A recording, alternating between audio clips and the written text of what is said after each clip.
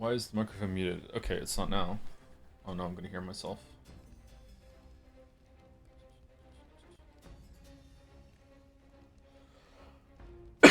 Excuse me. Alright, so I'm having a little bit of a tech problem. I don't know how to fix it.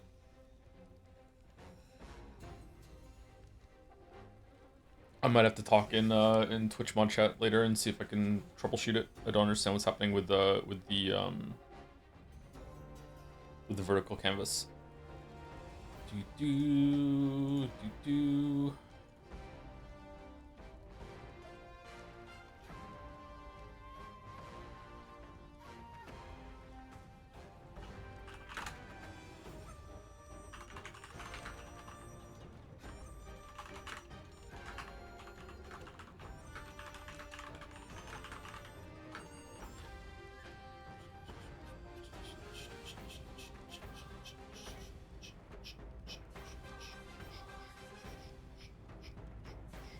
Saw this yesterday and it was pretty fucking good. Was it?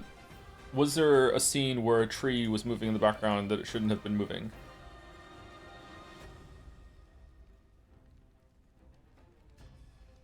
Is the sound loud, by the way?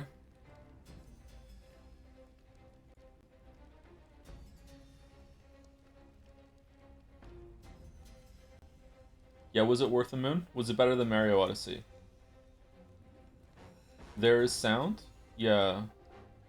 Yeah, there's sound. You can't hear it?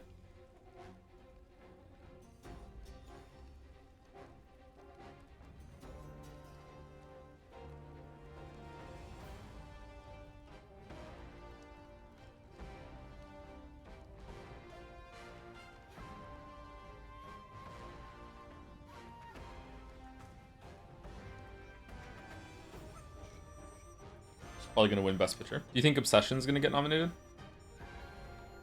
Seems to be like a breakout hit this year.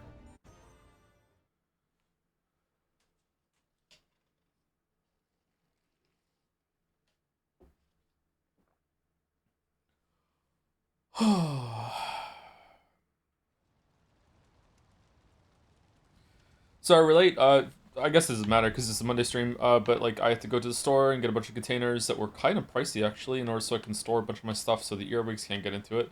And then I wanted to have food. I try to eat before we stream, so I got some food. And I also remembered to take my creatine today, so that's good. Apparently creatine is not just for muscle growth, it's also they're discovering has a bunch of like cognitive benefits. It helps fight against Alzheimer's. And apparently like a scoop or two scoops of creatine is the equivalent like cognitive burst of drinking a cup of coffee. And it lasts for hours. So creatine is super super cheap. You can get on Amazon or anywhere else. Really, I think they even sell it at grocery stores. Although it's probably better to get it online. I think it'd be cheaper. So if you're not taking the creatine every single day, I would recommend it. But don't just take my word for it. Like actually do just a little bit of research first. But yeah, it's like one of the only supplements that we know that actually does something.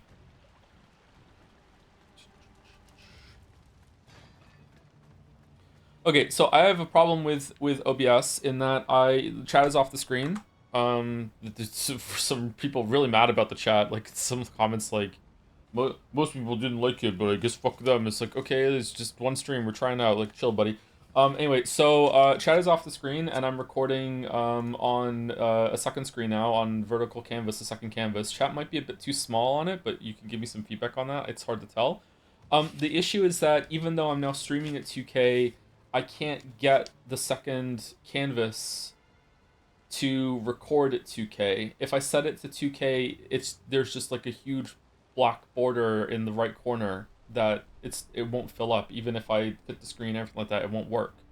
So I don't know if like 8 ATEM is the one I'm using. Maybe it limits it to 1080p. I don't know, but even though the main base canvas is at 2K or 1440p, the second one won't go above 1080. So I don't really know what to do. I guess the VODs are just gonna be low resolution, which kind of sucks.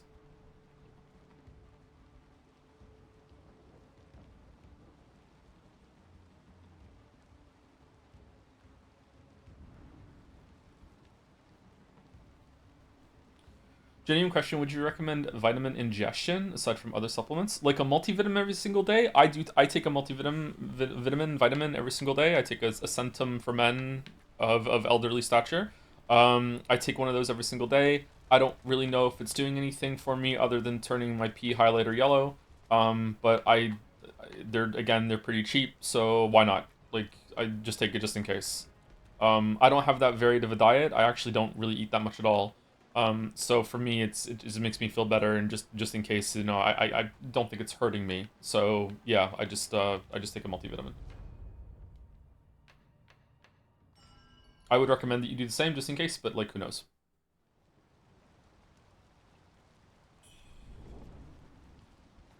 Yeah, the only supplements I take are a multivitamin and creatine. That's it. I don't take anything else. I don't take any medication either. I'm completely unmedicated, which is terrifying, I know. And that's it. Hope you're doing all right, Joe Tom. Yeah, I'm still here. And I have a coffee today, so that's good. Biotin is pretty good at P. Heller do go crazy. Is that like riboflavin? Or is it something else?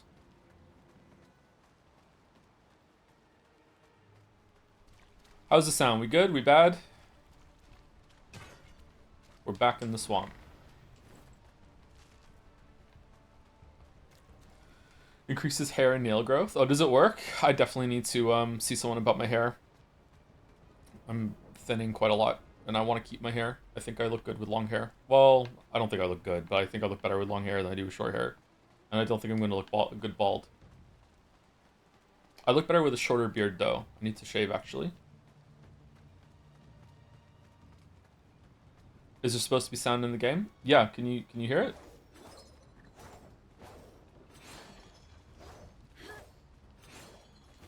Barely? Okay. I guess it...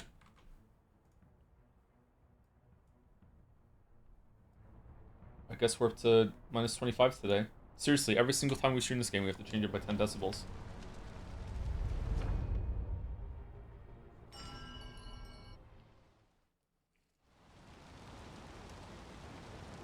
Most people in British Isles, where I'm at, should take vitamin D, but last month I don't think anyone really is. Oh yeah, that is sorry. True. I do not take vitamin D, but I should. Yes.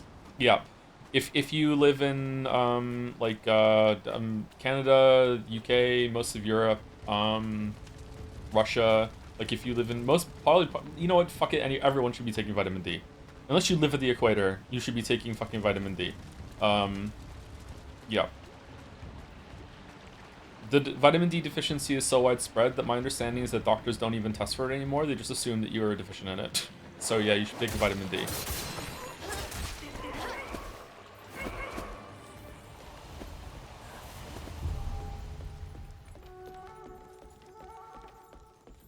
Some of you should also be taking a zinc supplement too. If you know, you know. They tested me in Who Boy. Aw, it sucks, I'm sorry. It's an easy one to take though.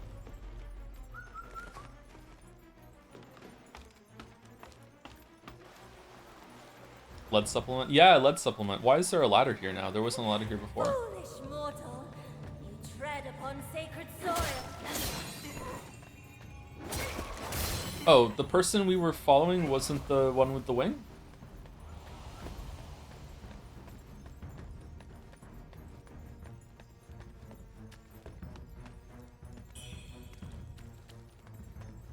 Apparently I have slightly high cholesterol. I got blood work last year, and I don't remember them telling me if I was deficient in anything except for vitamin D. My testosterone was a little low, it sucks.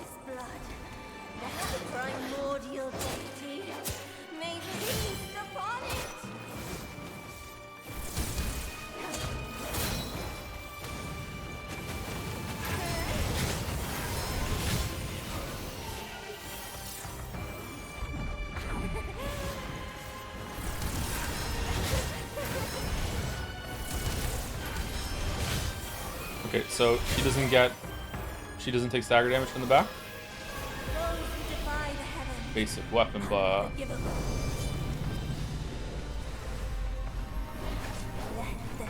Well, that's not very nice. By divine decree, they fall.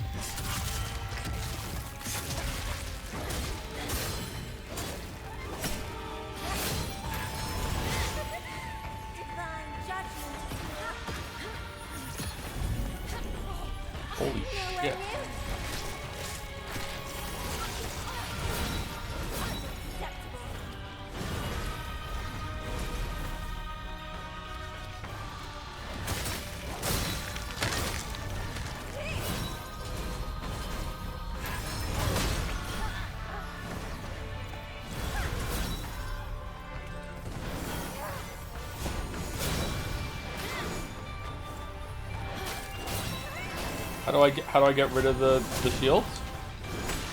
Does she just have a shield now?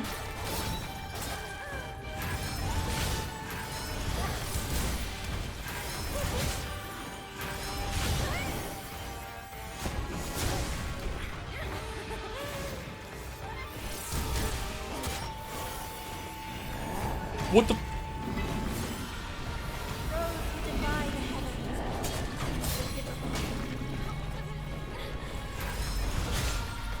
Let the heretics suffer judgment.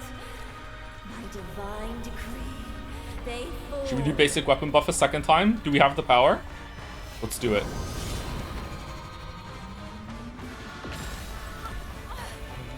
Wow, the range on that.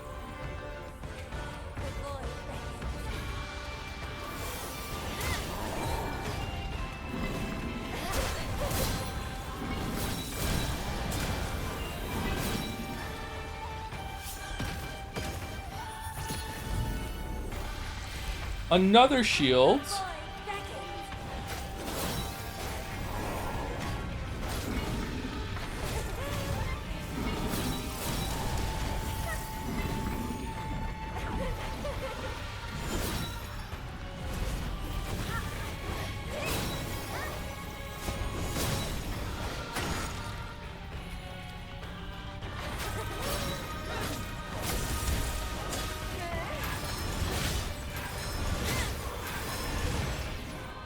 That.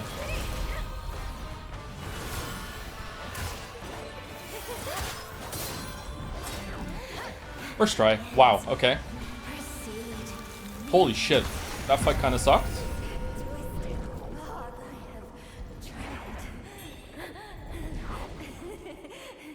Do you have a broken build or your bosses generally just have less HP compared to most other Souls-likes? I think that they have a decent amount of HP. It's just that we're comparing it to Stellar Blade on New Game Plus the first time through is what's going on. Or maybe I just stumbled into a broken build. I don't know. Like, I wiped for over an hour on a boss yesterday, so I don't think my build is that broken. Maybe it's broken for certain bosses. I don't know. Maybe now that we've uncapped the power of basic weapon buff, maybe, you know, we're learning why we shouldn't use basic weapon buff. Found this boss way harder with Axe. Yeah, I am. My weapon is pretty quick, so I don't know.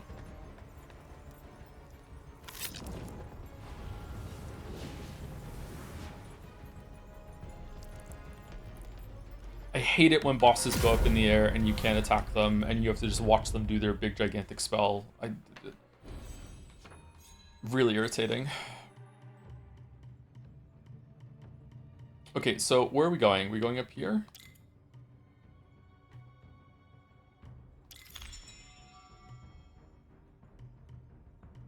There we go, we're going for this vitality one.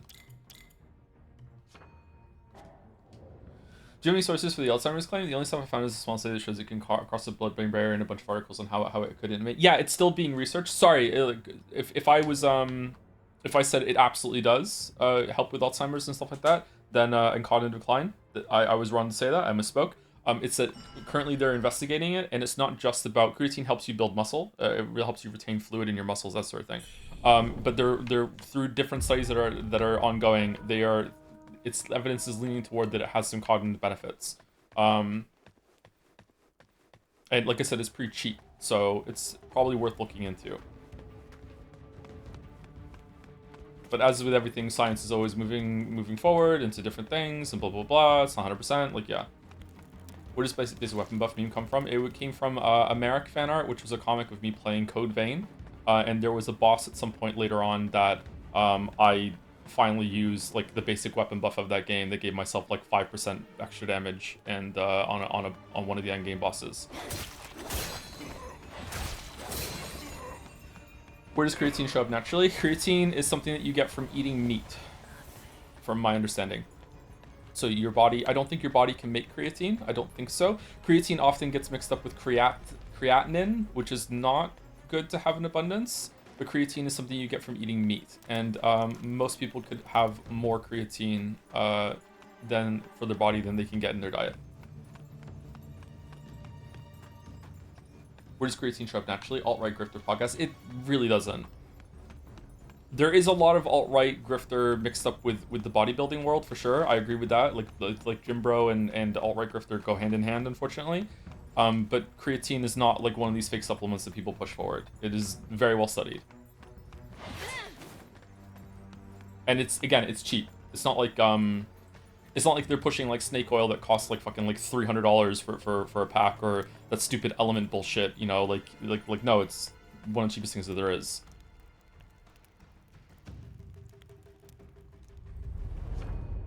Okay, was this a side boss or what? I don't see a way forward here, so I guess we're going back to the bow capital. Okay. Shrine dwelling, is that where we were before?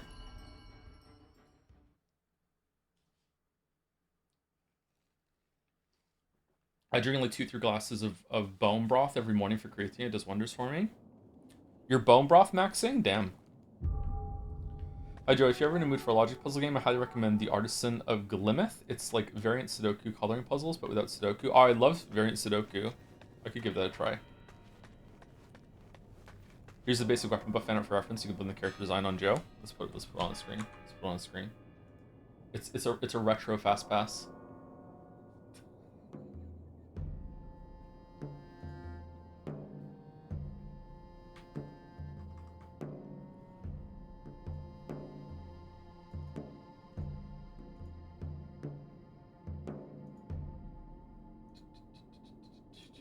Not bad. You're actually making me use 2% of my true gameplay power. Basic weapon buff. There we go, yeah. There was so much stuff in Code Vein that we weren't using in addition to this. But we did basic weapon buff. That was on the that version of that game's Ornstein and Smo, I think. It was like the second last boss.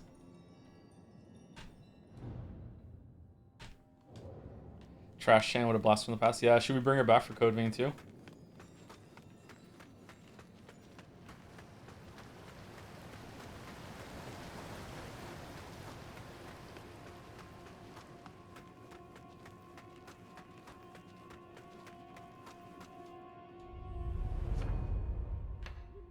Is that a real question? I guess so. Yeah.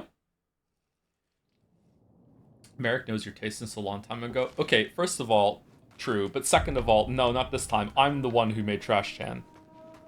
I bamboozled chat. That was one of the first times I fully bamboozled chat. We started Code Vein. You could go back and watch it. It's actually really funny.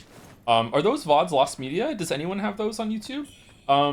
So I went in, Code Vein has unironically one of the best character creators that has ever been in the game. Like Code Vein is a decent Souls-like. It was probably the best Souls-like that came out at the time that wasn't made by From. It had some decent boss battles. Level design was okay. It wasn't fantastic, but it was an okay time. But Code Vein unironically has one of the best character creators that has ever been in a game. If Code Vein 2 is like a lot of people bought Code Vein after that stream just because of the character creator. You can make a lot of really cool stuff in that game. So I started off Code Vein, and I had already made a bunch of characters before the stream started. I made 2B, I made Joker from Persona 5, and I made Junko Enoshima from Danganronpa. But I also made the mystery Chan that I didn't show anyone until they decided which one that they wanted. So if they wanted to see the mystery Chan, they would have to vote for it to see what we would play. And the mystery Chan was Trash Chan, which was just like the most awful, fucking grotesque, fucking mod beast monster of everything like that, you know? Fucking had a halo, like... She had a cattail positioned strategically to imply something, you know, just lots and lots and lots of stupid shit in this character design. And of course, that's the one that we went with, instead of being 2B or Joker. And we called her Trash Chan, because she was trashy as fuck. You mean Majestic? Yeah. I think we called her Waifu, didn't we? Then you told the people who didn't actually play as her in chat still wanted it? Yeah. Yep. Speaking of puzzles, you should give the Incident at Galley House a chance. It's like Oberdin, but much stronger mystery setup and more liberal time jump mechanics. So far, my favorite game this year. Yeah, someone mentioned it yesterday, yeah. Would it be good to stream or no? I don't know if I really want to stream puzzle games, but eh. Liberal. So sorry, I'm a Westerner. I don't really know how to say liberal properly.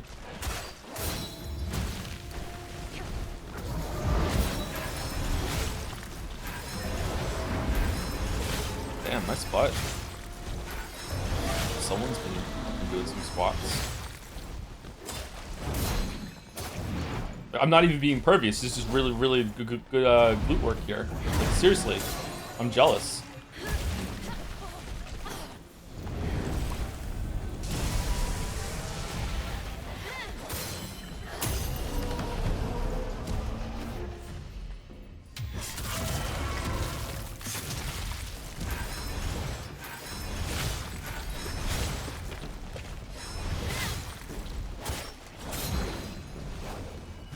Blood of Wangdi. Wangdi? Anyone else watch the Doctor Doom trailer and just not give a shit? I feel like we've done this already. I feel like ongoing media has a problem when it comes to escalating stakes. And like the sheer amount of power and effort and like that went into taking down Thanos, right?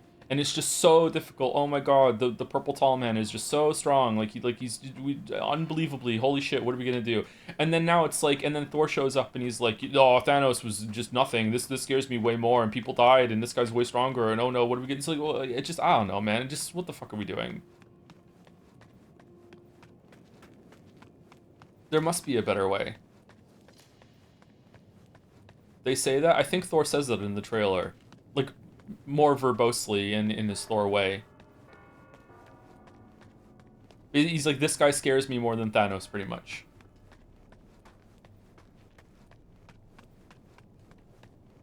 I'm still looking forward to new Spider-Man, though. I actually enjoyed the... I've seen all of the Spider-Mans now, except for... I've seen the Tom Holland Spider-Mans, the 3 of them. There's 3 of them, right? There's a 4th one coming out now?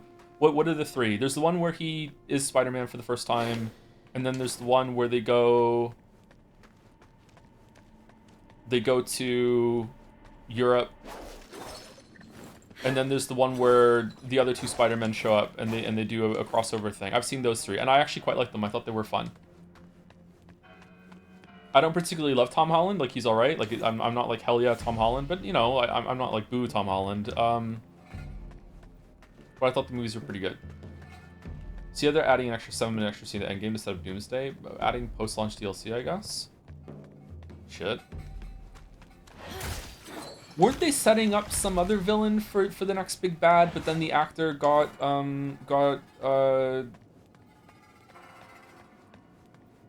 what's the word? It wasn't convicted. Didn't he get cleared of the charges? Like, he got accused of being of something, and they have to pivot into something else?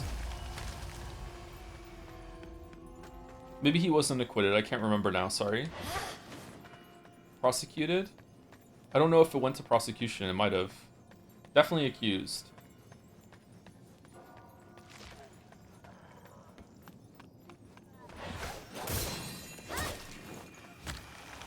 I still haven't seen Endgame.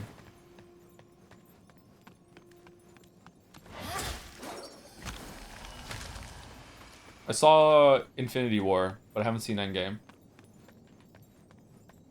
I've seen the big fight scene of Endgame, because of course how could I not, but I haven't seen Endgame. Really, yeah. My favorite is still just the first Avengers movie. I really like that. I really like the banter between all the characters before Marvel Slop was Marvel Slop. I liked seeing them all on the screen together. I thought it was fun. The stakes were high, but they weren't stupidly high. You know, I liked it.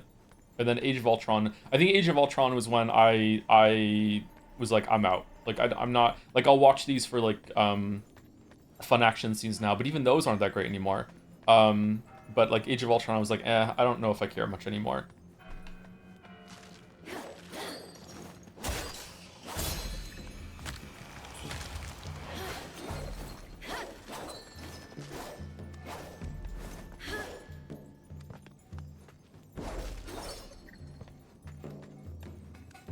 I thought Infinity War was really refreshing because the heroes didn't have to win by the end of it. Yeah, but it's part 1 of 2. You know they're gonna win, right?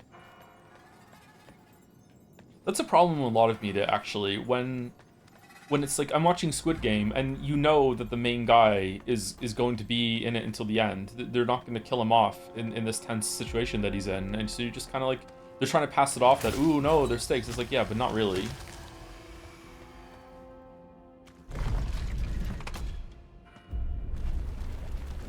That said, I've been enjoying season 3 quite a lot of Squid Game. I think I have one episode left. I watched another one last night. I'm surprised how much I'm enjoying it. If you want good action, The Furious is up there for me at the moment. Same team that made the raid. The Furious? Not the Fast and the Furious. The Furious? With Squid Game, at least you don't know how many are going to live. Yeah, that's true. Squid Game does have tension when it comes to the other characters. But when it comes to the main guy and they're putting him in danger, you're like, okay. The Furious. I've seen... What did I see? I saw another movie that they were in. But I can't remember what it was called. It was a Netflix thing again. Something about the night, and it was pretty good. I still haven't seen The Raid 2. Again, sorry, I have to, I'm, you know, obligated from my own enjoyment. The Raid Redemption is the best action movie that I've ever seen. I can't universally recommend it because it is fucking brutal. Like, it's very, like, gory, like not very like a horror movie slasher movie is going to be more gory, but like it's fucking like real it's real violent. So I can't always recommend it. Like if you don't like a lot of violence and you like more sanitized action movies, and then maybe something else would be better. Maybe like a Marvel movie might be better or whatever like that. But the Raid Redemption for me is like god tier, like holy shit. Apparently the second one's even better. I haven't gotten around to seeing just yet. What movie? The Raid Redemption. It's a Korean movie? Is it a Korean movie? I think it's a Korean movie. Correct me if I'm wrong, I'm sorry. But yeah, it's a fucking amazing movie. It's a Thai movie, I'm sorry. Indonesian. It is Korean.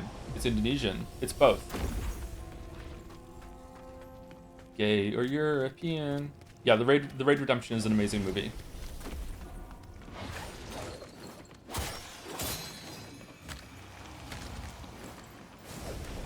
Speaking of but Old Boy's another great movie. Old Boy's a really, really good movie.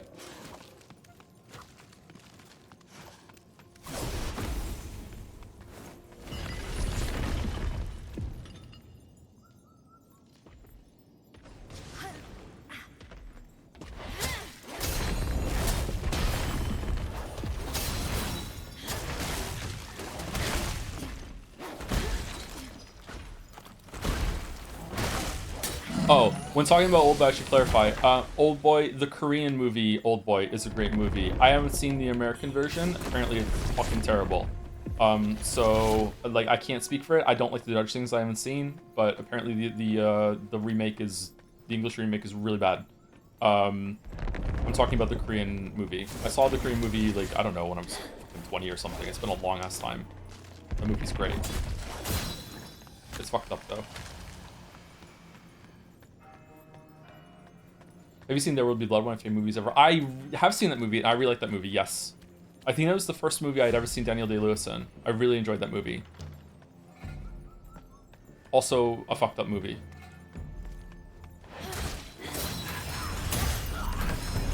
I saw it right when it came out. I should see it again. I drink your milkshake.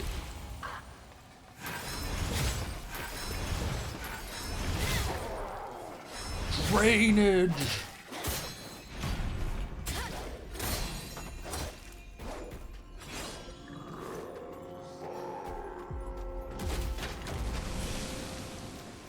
That's why I know with 100% confidence you'll have The Handmaiden if you watch it sometime. I should watch it. I've been watching TV a bit lately instead of movies, so I should watch some couple more movies. Have you seen other Korean movies like Pure or Memories of Murder? No, I haven't. I haven't seen very many foreign films. I haven't seen many films, period, to be honest with you. What's some other Korean movies I've seen? See, like, I'm sorry, I'm ignorant. I'm gonna get a lot of, like, Asian cultures mixed up together because I don't really hear the differences between the language, so I don't know if a lot of these movies, if they are Korean or if they're Japanese or they're Chinese. What are foreign movies I've seen? I've seen, The Raid Redemption, Old Boy, Train to Busan, Parasite. I've seen Parasite. Noroi. Bill asked me to watch Noroi once. It's a horror movie, and there was a scene in that movie that scared the shit out of me. Noroi. What else have I seen? That might be it, actually. Parasite was really good. Who's the Parasite? And for TV shows, I've seen Alice in Borderland, I've seen Squid Game. I'm almost finished with Squid Game. I've also seen Sweet Home or Home Sweet Home, which is about like a monster outbreak and they're stuck in an apartment building. I saw the first season of that. I really like that. I should watch some more of that. I hope that the next seasons of that are good.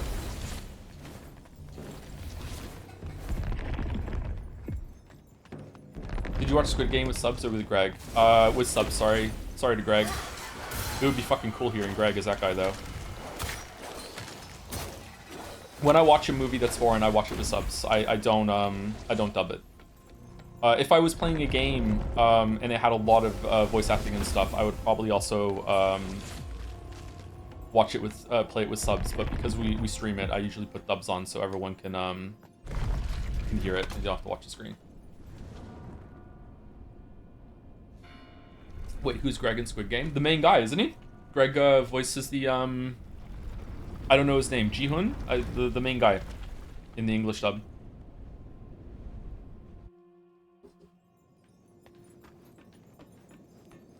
I don't know the names of the characters. This is not because it's a foreign film, by the way, or a foreign TV show. I am this way with big ensemble casts. Like if I watch Game of Thrones, I very rarely remember anyone's name unless they say it over and over and over again. I just remember the actor, which is why when they change the actor in some things, I get annoyed.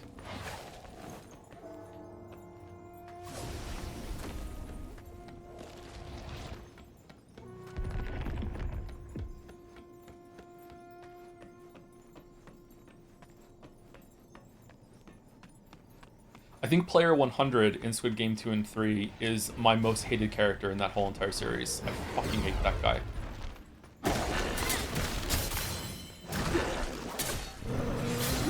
And you're meant to. You're meant to hate him.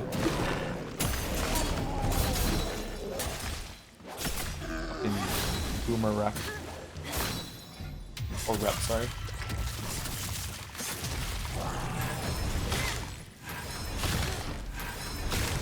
Wow, this is a lot of health. Radiant red feather.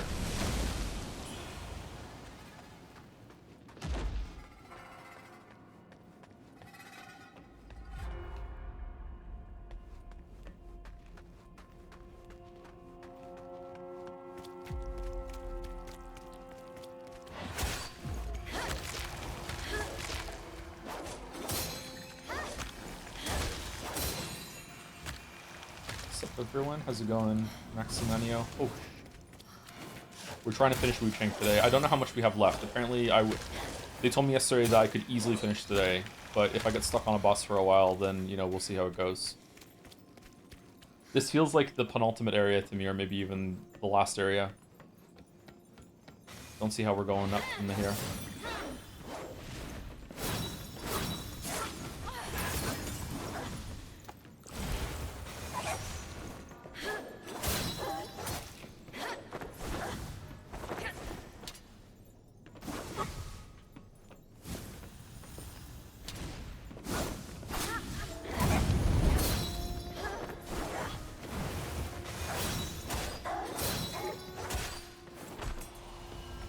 This one should be fun. I enjoyed it more than I thought I would. I'm curious how much it is like Uncharted. I enjoyed the Uncharted games. They're not my favorite, but I enjoy them. Is this to turn the thing off, or is this to turn... Wait, we couldn't use this before. Oh, we could. Yeah, this brought the elevator up. Okay, I see something down there that I didn't get. Do I have to jump off the elevator to get it, or no? What do we think?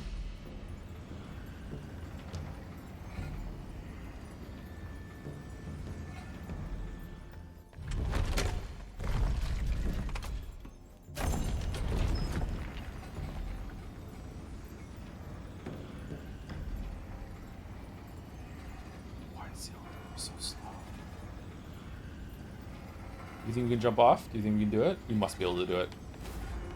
Okay, we did it. Now we go down here. The audacity of them to put falling down to get loot puzzles in the game after killing us when we fell off that path into the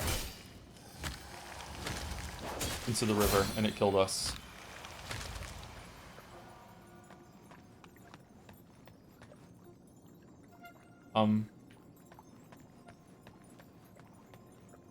Oh, okay.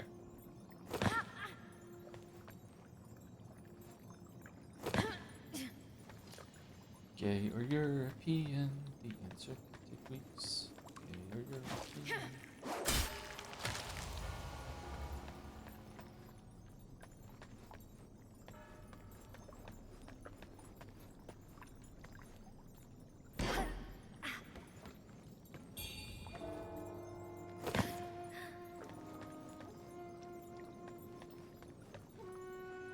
Am I for the future, or did you quit that before? The gay or European thing? It's from a play, I think. Sometimes it gets stuck in my head. I know it from the meme where they it's about Yusuke from Persona 5. Does this call the elevator down? It's already down, it's over here.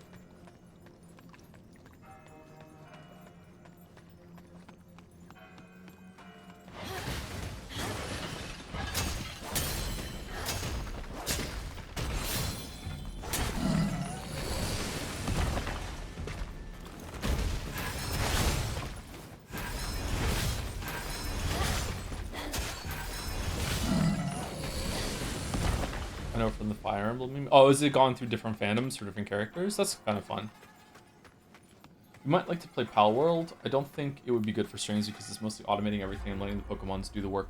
But if you like Factorio and games like that, Pal World is a good combination of that and Pokemon boss fights. Oh, really? Oh, maybe I should give it a try then. I do like automation games, although I'm having trouble playing them lately. I was trying to do another Satisfactory run because I've never finished it, and I just get so fatigued at the thought of setting things up in Satisfactory. I don't know what it is about that game. It's just, I think it's just too hard to just do basic shit in that game. I don't know if it's the perspective that's too limited. I don't know what it is. I have no idea. Or I need to go get a bunch of hard drives to get the alternate recipes, or maybe it's because it's just too hard to do a big teardown in Satisfactory compared to the power that you get in Dyson Sphere Program and Factorio with the drones. The drones are just so powerful. Like Factorio like legit becomes a different game once you unlock the drones and you start using them properly, and it's so nice. It's such a bump in power, and I feel like you don't really have that bump in power in Satisfactory at any point. Even the jetpack is just kind of like, yeah, whatever. What are the chances of Karen streams? I really want to play Karen. Yeah, I loved Fury. I would also like to play Haven. I have never played Haven. I'd like to play that as well. Did you unlock the hover pack? Comes after jetpack as a game changer, but things are a bit jank until then. I can't remember. I got to the very last leg of Satisfactory where you have to start like getting bauxite and refining it into aluminum, and then I stopped playing.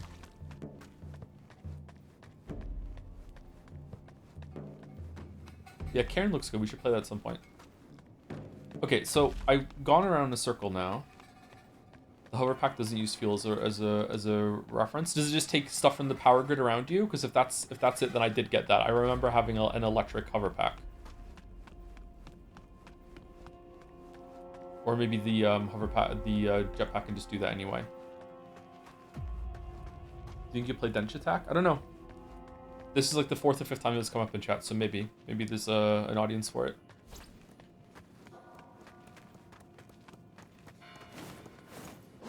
Wow, that sucked.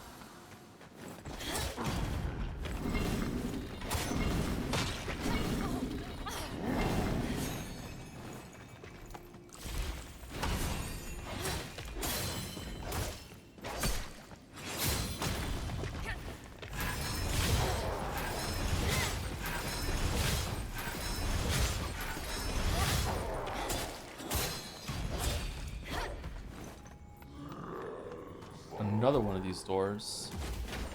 Reminds me of a game called Teardown that you enjoy and make you feel good where are we going kind of game. Is Teardown the game where it's all about making a path between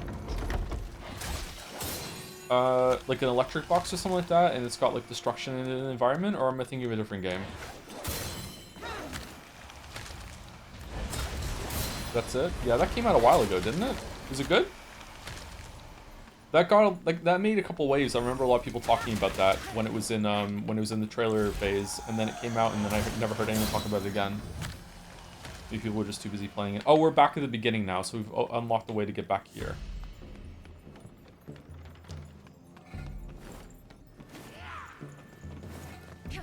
JoJo Part 9 chapter is really good.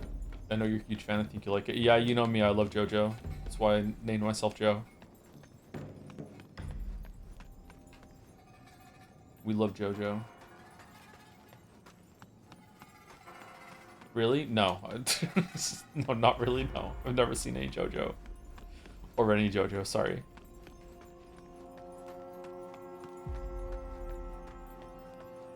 I'm not a weeb, I just play one on Twitch.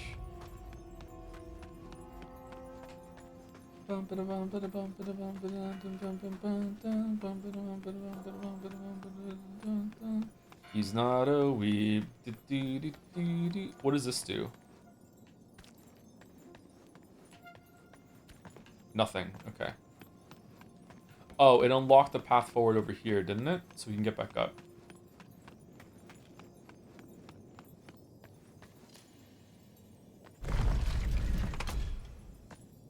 Actually doing my first Factorio Space Age run with a friend right now. I keep wishing that the game had more combat, either action combat or strategy combat. So like either you get a mech suit or do some Hades-like stuff, or you get drone soldiers to automate fighting. The game doesn't seem to be about that at all, and that bums me out. Did you have a similar experience? I think that there is room for a game like that, but I actually find that the biters are just a huge chore in those games, so having more combat is not for me in that, but I can see where you're coming from. Just another like side progression system in a game like that could be fun. Maybe the reason why the biters are chores is because of what you're saying, that the combat isn't all that fleshed out. Yeah, I think the biters are important for friction, in order to have like a limiting factor, so you can't just like expand willy-nilly, and you have to consider that. The ones on Gleba can fuck off though. I don't like the ones on Gleba, but the worms on Volcanus are really good. I like the worms in Claiming Territory Forever. But yeah, one of my favorite things in the space, not Space Age. Before Space Age, there was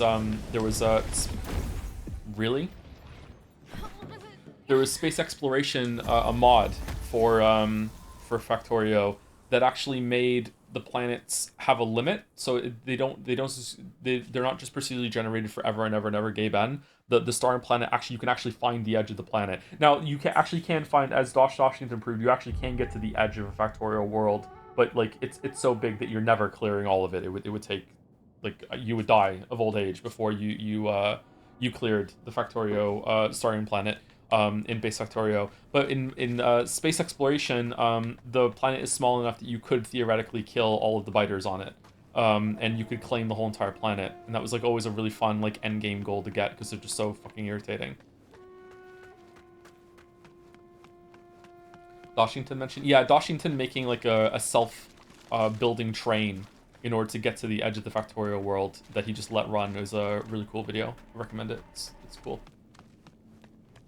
I get Mandalore vibes from Washington. Anyone else feel me? Can't believe we died there. I didn't love Space Age, sadly. Felt more tedious from the most part. Really, I love Space Age. It was really, really cool. I didn't finish it though, so maybe I agree with you. I don't know. I don't know if it's like if it's an intelligence issue or if it's a patience issue or whatever, but once you get to the point where you have to like super refine your factories and stuff like that, I just find it very hard to find the motivation to keep going.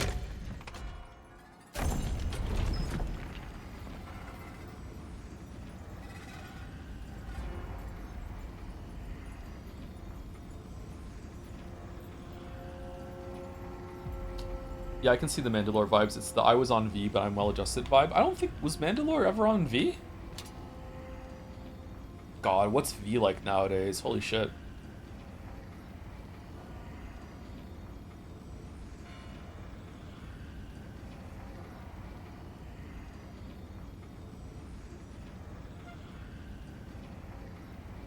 What's V? 4chan. V was their board about video games. Okay, this is a very mean thing that they did here with this elevator that needs to lock in while this thing shoots at you.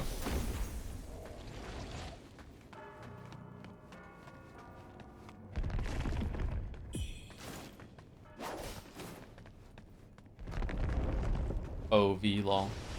/V.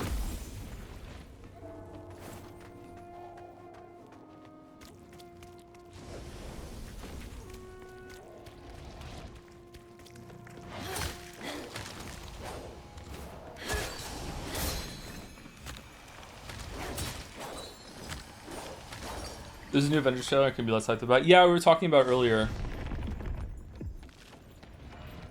Not too fussed about it myself, but those movies aren't really for me anymore. I don't know where to go. Over there, maybe? Are you gonna have to redo your whole Witcher 3 video once the DLC drops? Nope. If the DLC's worth it, I'll just do an extension video afterwards.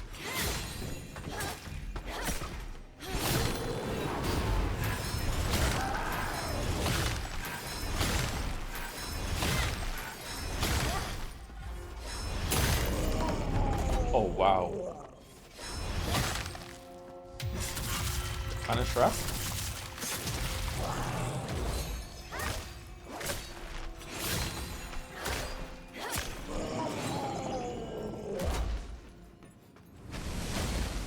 Not a broken mechanic, by the way.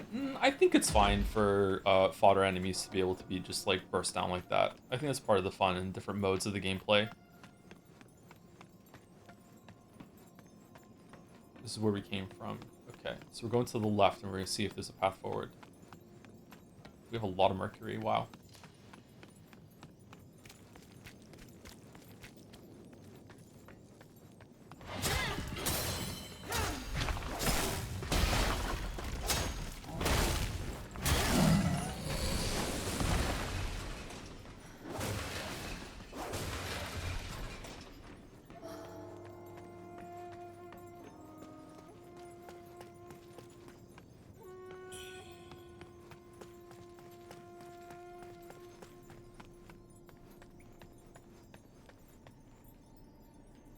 Huh. Okay. Whoa. No slide there. There's a little forward dash step she does sometimes when you're trying to pick something up. My guess is that the way behind us is the way forward, and this is to unlock a path here that links back to a shrine or something. There's going to be something that we push that's going to make some of these platforms like align so we can get back up here. Or maybe not.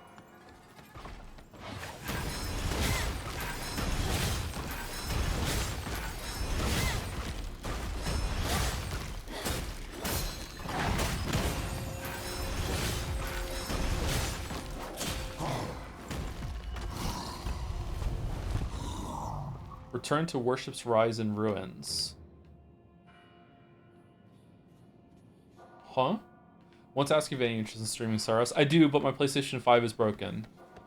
I went to a store to ask if they could repair it, and they told me that there's only one place in Moncton that does micro soldering, and they told me the location, and I'm like, okay.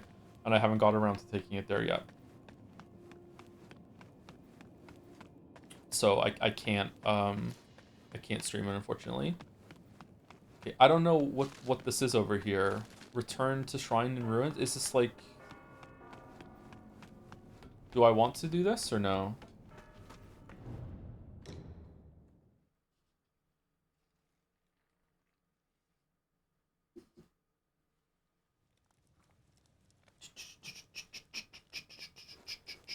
Alright, I'm going to try saying thank you to subs today, but I'm not going to... And bits, but I'm not reading any messages, sorry. Have you read or seen Trainspotting? I've read the opening of Trainspotting, because how could you not? I haven't seen the movie, though, yeah.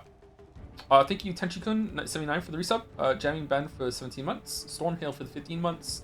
Aim for Press for getting us to medley of voices for some reason. Thank you very much, Henry for Press. Thank you, Henry Wyatt, for the 40 months. Gameplay student for the 12 months, 1 year. Thank you very much. And thank you, K Legal, for the 18 months also.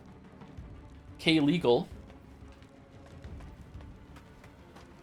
Where are we? Wait, I know where we are. We're in that cave where we first found the panda. What game killed your PlayStation 5? None of the games did. It started going on the fritz during Death Stranding 2, but it's not an issue of the GPU or anything like that. It's that the HDMI port on the back is faulty. Like, it boots, it runs, and sometimes I can like if I hold the HDMI cable really tightly in it, sometimes I can get a connection to show up on the TV. But then as soon as I let go, it breaks. So for a while, I actually got some string, and I wrapped string around the PlayStation 5 and wrapped it really tight around the HDMI cable to really pull it in harshly into the port. And that worked surprisingly. I got a few extra months out of the PlayStation 5. It was stable, but now it's not working very well much. Smart? What is it smart? Do you think so? I felt kind of handy when I did it, but yeah.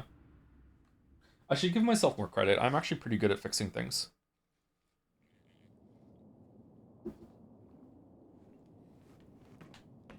I do alright.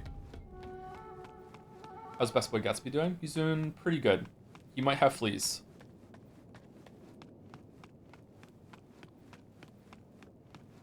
Even though he's on flea medication, so he might have fleas.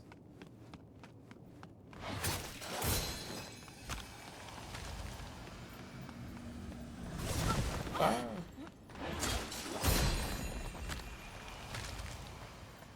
Poor Gatsby. He's had fleas once before in his life, and he scratched himself so hard that he actually had red marks under his fur. And when I took him to the vet, she walked into the room. This was the vet that loved Green Day, and she told me that she managed to interview Green Day at one point. And then I was like, I've seen Green Day live, and she's like, really? And I was like, yeah. And she was like, what album? And I was like, I can't remember what it was. And then I remember what it was, and I sang a song, and she looked at me like I just farted in her face as I tried to sing Green Day to her. I sang Warning to her, and she was not impressed. Anyway, she walked in and immediately saw the big red scratch marks that he had on his around his shoulders from scratching, and she was like, "You're here for that, I'm guessing?" I'm like, "Yep."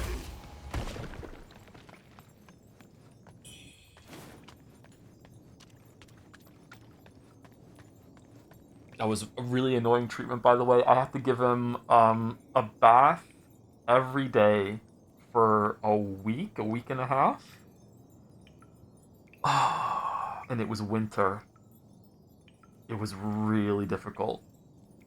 Because if you don't know Gatsby, Gatsby is huge. He's like 120 pounds. He's a gigantic dog. So giving Gatsby a bath was more like just getting him absolutely soaking wet, and scrubbing him down and then rinsing him over and over and over again outside in winter.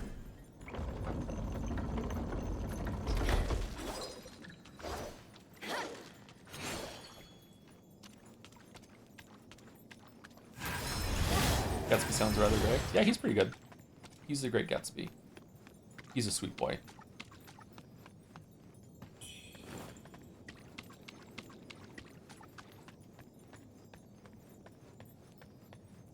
If you don't plan to stream it, I hope you play Dark Ages DLC. I think you'll love it, especially if you do Master Arenas.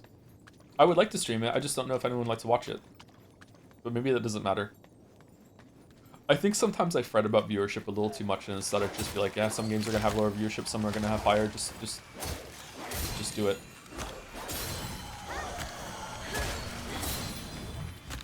But I definitely need to get back on videos because I feel like I don't think I have what it takes to just be a streamer and nothing else. I think people like the mix of game critic doing streams, and there needs to be both sides of it. But, you know. It's not like I'm choosing not to make videos, unfortunately. This is where we fell, isn't it? So we just did all this to unlock a shortcut? What are we doing? I don't know where to go. I'm confused. I'm not dazed. I'm just confused. So I got that going for me. You come back to writing. Your book fans are starving. I did have quite a few book fans, yeah. I used to get emails from people who read them and everything too. Yeah. I don't think those series are ever being finished, unfortunately.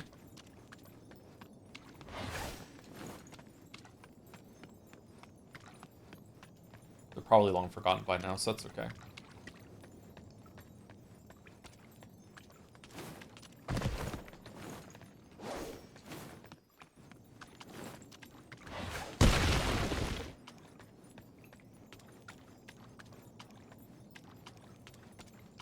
Rothfussing? Well, for me, it was that I couldn't financially afford to continue writing the books. With Rothfuss, he just... I don't know what's Rothfuss's problem. Like, I try not to be too judgy about any of this sort of thing because I went through, and still am, going through an extremely tumultuous period of my life that is preventing me from doing the things that I want to do. So, like I don't know. Like, it's easy to look at someone, like Rothfuss and George R.R. Martin are way more successful than me, though, so it seems unthinkable to me that they would have something similar going on in their lives, but maybe. I don't know. I have no idea.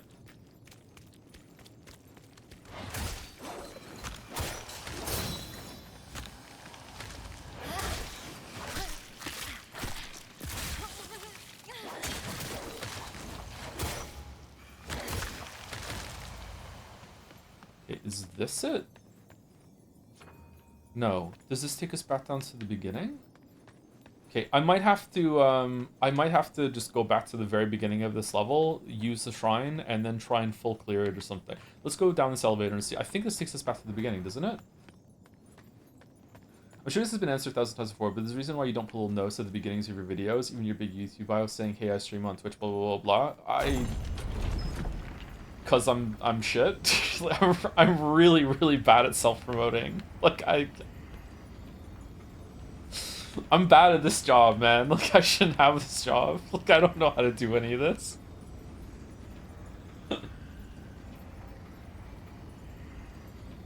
I should be tweeting to my 100,000 plus followers on Twitter every single time I go live, and I just don't like to bother people.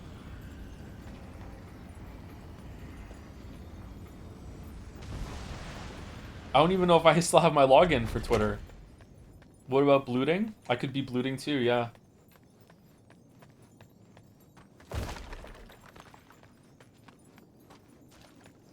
I'm not built for this, man. Like, I'm generally like the opposite of a narcissist. Like, I don't like a lot of attention. I hate getting compliments. Like, just, I don't know. Like, I just don't like this shit.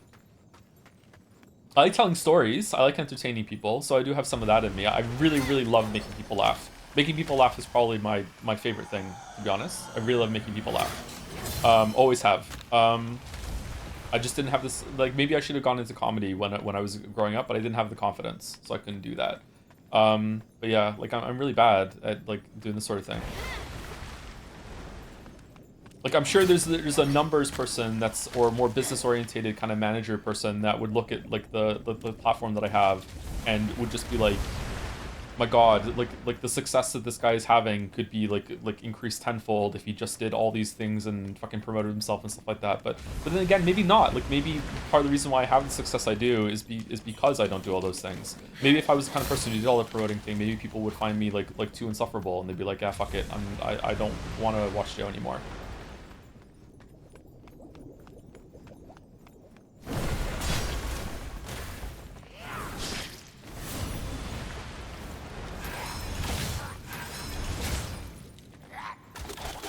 Whoa, whoa, whoa, whoa, whoa, whoa, whoa, whoa. Does that have a telegraph? Wow, through the wall, huh? To shreds, you say?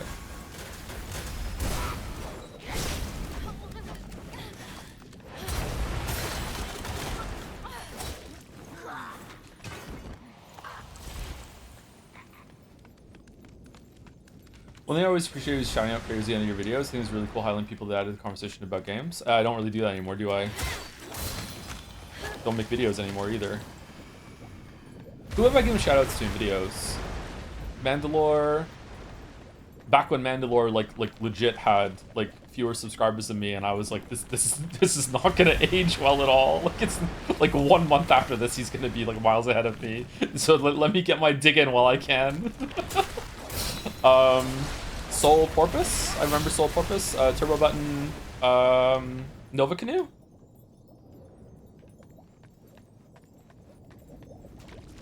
Shammy. We don't talk about Shammy anymore. Sorry. Mr. B Tongue. I don't think I ever gave Mr. B Tongue a shout out at the end of the video. I did shout out Mr. B Tongue's stuff during one of the Fallout videos for sure, though.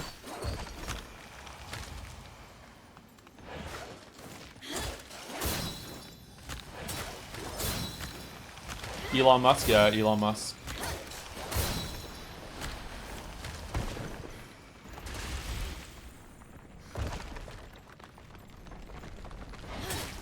Nikki Jakey. I mentioned Nikki Jakey in the Witcher 3 video.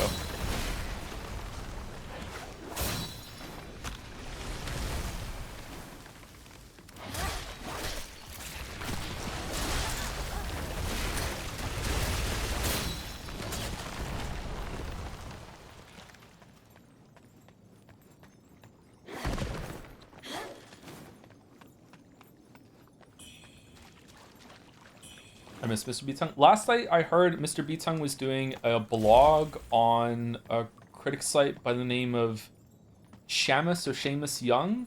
I read some of his articles now and then, and they were pretty good. Mr. B-Tongue and Seamus Young's. And then Seamus Young, unfortunately, he died. He passed away a couple years ago, I think. Kidney complications, I want to say?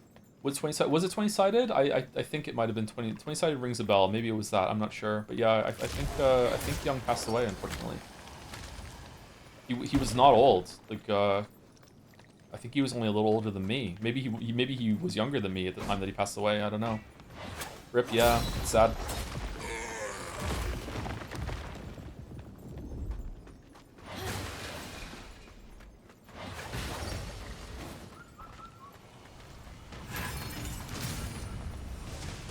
Oh, that is the wrong spell.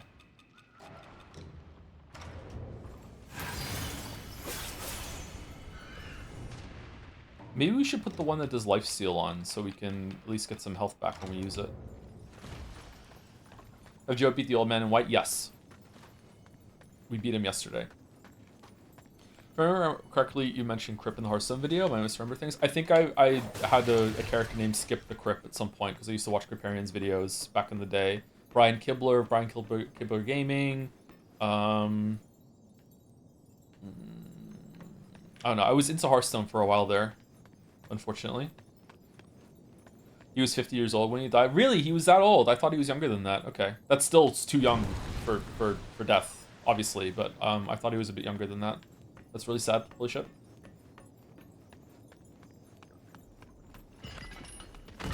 I think he used to do a podcast with Errant Signal, who was a YouTuber that I used to like quite a bit, and for some reason he said something one day that annoyed me forever because I'm a capricious fuck, and I stopped watching his content, which is not good of me, by the way.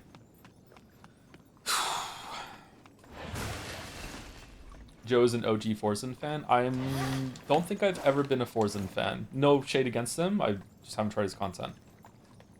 In Deadlock, when Billy, the Batweapon character, kills Shiv, the knife guy, he says, "Bat eats knives every time." Made me think of you and your wrong opinion on it. Yeah, I saw someone posted it on the subreddit, yeah.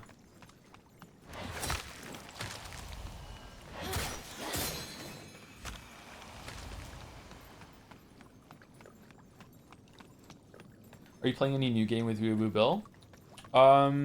What did we try recently? We're off Hunt Showdown again because we got mad.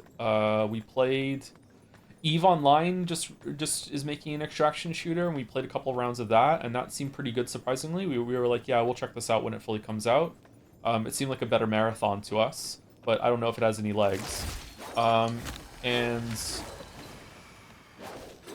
I'm sorry, what? Huh? What'd I say?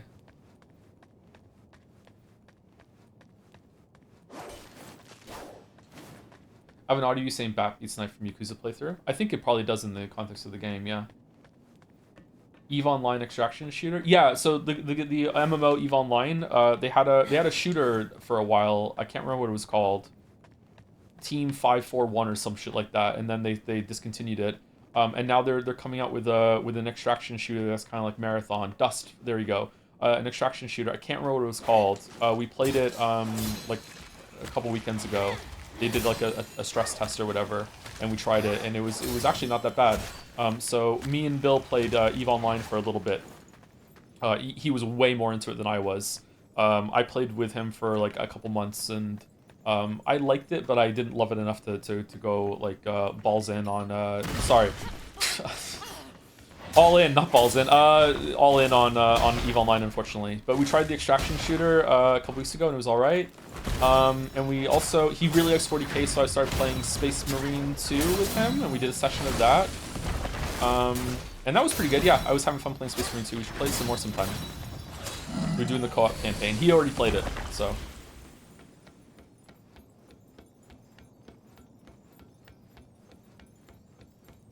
I think the next game, I haven't played Space Marine 1. I have it, but I haven't played it. We just started with 2. I think the next game that we're going to try out when it finally comes out is Hunger. Hunger is an extraction shooter that looks pretty good. Although, there's something about extraction shooters that are annoying lately when they have a lot of loot, is that it takes so long for the loot to pop up so you can actually pick it up off the ground. You know what I'm talking about? Like when you find when you find a container and it opens the UI and it's like your character's rummaging through and the box has to fill up with a timer in order for you to see what it is, and then you have to like fucking take it out, and this is just irritates the fuck out of me. I don't like this part of extraction shooters.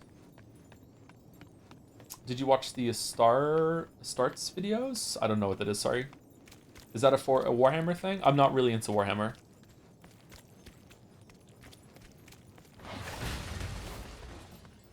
I will probably play the 40k, Total Warhammer 40k game when it comes out, though, because it looks pretty good.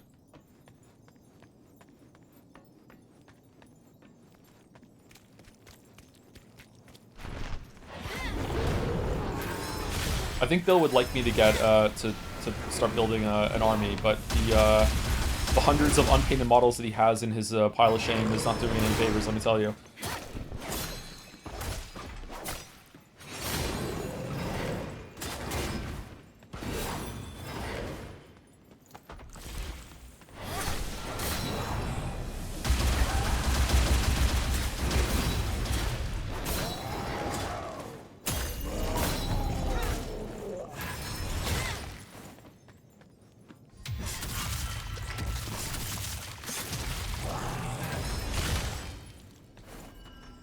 Okay, so again, I'm sorry that we're going around in circles. I'm completely lost. I have no idea where to go.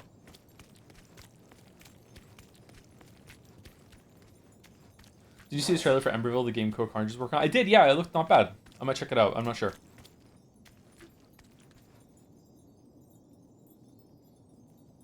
Code Carnage seems like an alright kind of guy. I don't know much about him, but whenever I've checked in on his streams and stuff, like he seems pretty chill.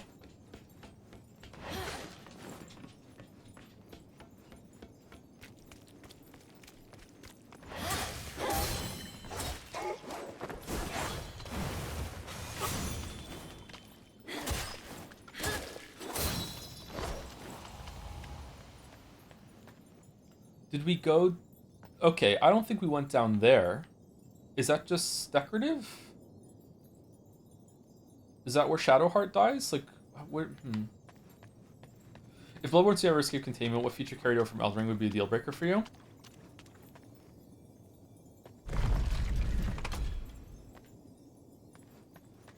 I don't think there's any... I don't think there's any features in Elden Ring that would be a deal breaker. There's like a design philosophy that would be a deal breaker, which would be whatever the fuck they were trying out with Millennia and Radagon and stuff like that. It definitely feels like at the end of Elden Ring base game, they were experimenting with the idea of we don't really know what the proper response is to some of these moves and strings, but so let's just throw them in there because the game is meant to be hard and our player base is good enough to figure it out. And they went a little bit too hard on that and ended up with some very frustrating moments in the game. But they backed off of that significantly in the DLC. I would say that the only boss in the DLC that's actually bad is the last boss. And I don't know if it's that they once again tried that philosophy of like let's see if the players can figure this out, or they just didn't tune it properly, like in terms of like performance wise. Like I would say that boss's worst problem is that how much it tanks your frames per second and makes it so you can't really play very well and you can't see. Like it's so hard to see what he's doing. But then again, like the sheer, I don't know if anyone's ever looked this up, by the way, but like it's really fucking funny if you go and find the collected patch notes. The sheer amount of nerfs that Radahn got like, oh my god. Like, I thought it was just that they cleaned up the cross slash that he did. No, no, no, no, no. If you are interested in Elden Ring and all that, and you've never looked that up, holy shit! The nerfs across the board on that fight are insane. I don't think they've ever tweaked a boss that heavily tweaked. I don't think they've ever changed the boss that heavily ever in the history of all their games. Usually they don't change anything at all. Joe, you apologize when you're killing person after receiving when yelling don't shoot. Nope. It's a PvP game. Sometimes I'm gonna PvP. Man, Reddit ruined that game. Arc Raiders. The DLC one? Yes. Yeah.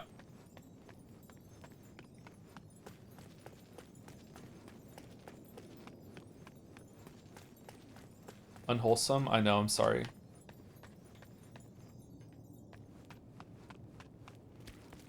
I have two personalities. The nicest person you ever meet, and twisted fucking psychopath.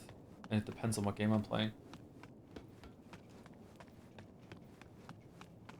Yeah, it sucks when people play a game in an interesting way. I think that it was interesting that the way that the culture developed in Arc Raiders, that a lot of people wanted to cooperate and stuff like that. That was fun, but when it came to people got like toxic about it, like toxic cooperation, being like, you know, well, I'm just gonna loot this container that you're clearly looting at the same time, but you know, like, it's fine because we're all cooperating, right? We're all in this together, right? It's like, no, I was here first, motherfucker. Fuck off. Like, no, I spent the key to open this area. Like, I get first dibs, and you can pick up what I ever leave behind afterwards. Like, no, no, we're meant to be working together. Like, no, fuck that.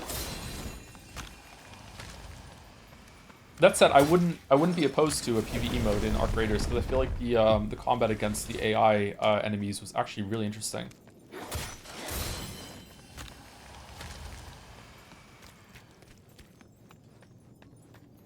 Are we on pace to finish the game today, chat? I don't think so because I don't know. I don't know where to go. Like, I'm lost. Go down here? Uh-oh.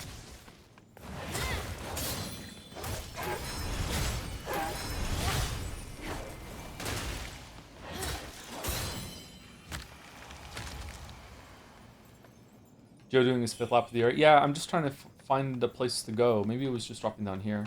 You ever played any Fable games? I haven't, no. That's a big gap in my gamer knowledge, yeah.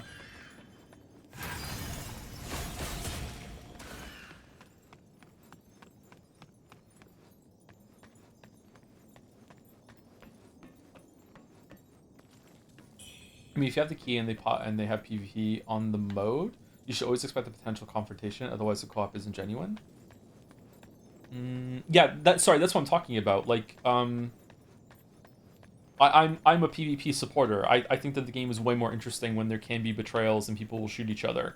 And the culture of that game became that even a lot of content creators were getting harassed. I think Psycho Ghost stopped playing Arc Raiders because whenever he engaged with PvP, a lot of people in his community and would push back against him and call him like a scumbag and stuff like that. And I just feel like that's kind of ridiculous. All right, so it was jumping down here that we needed to go. That was surprisingly well hidden. Holy shit.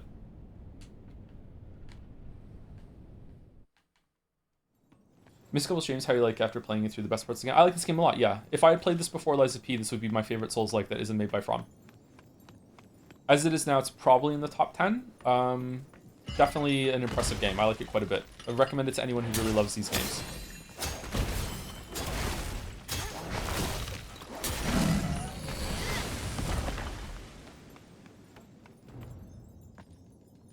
Level design was a highlight.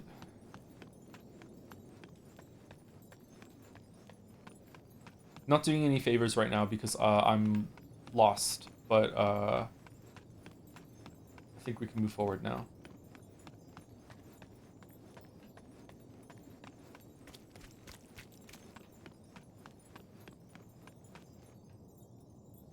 Was it over here? Or over the... Okay, let's just kill these guys and see.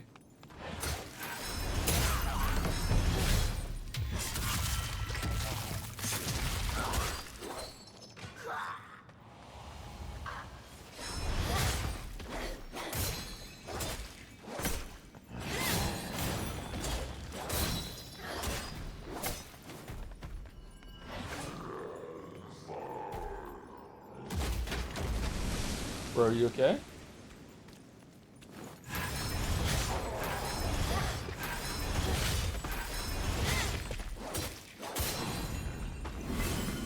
No.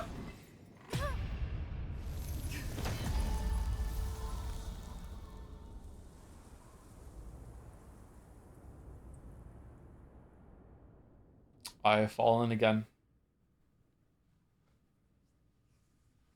Thank you for the 19 months. FredBet96, thank you for the 27. QSDC, thank you. NickStar21 for the 9 months also. And thank you, ESEF, for the 18 months. Thank you. I am saying thank you to bits and subs again, but I'm not reading out the messages. So I hope that's okay. If you would really like one of your messages to read out when you get a sub, then I would suggest you wait until I say that I'm doing that again.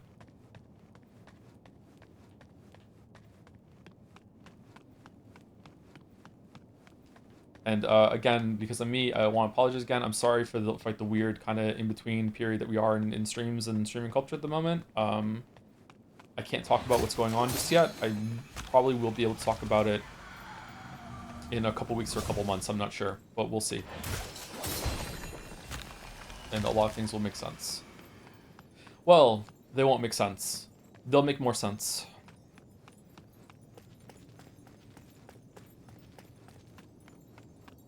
But thank you for tolerating with it. I appreciate it.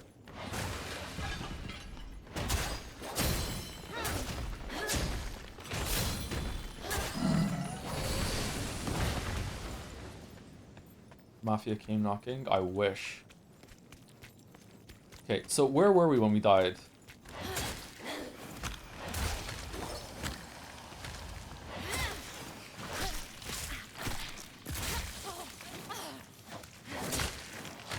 He just fell. Imagine falling.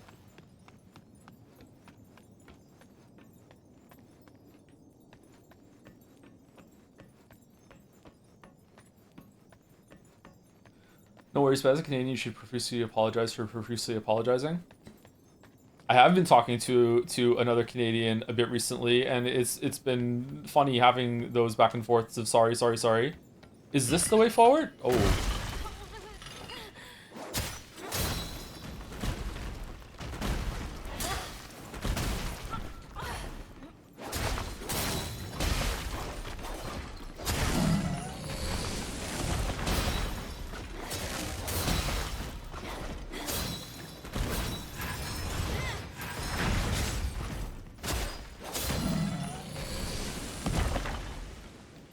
I'm sorry. That looks like the way forward. I don't remember coming down here. Apparently I came down here. Did we open this?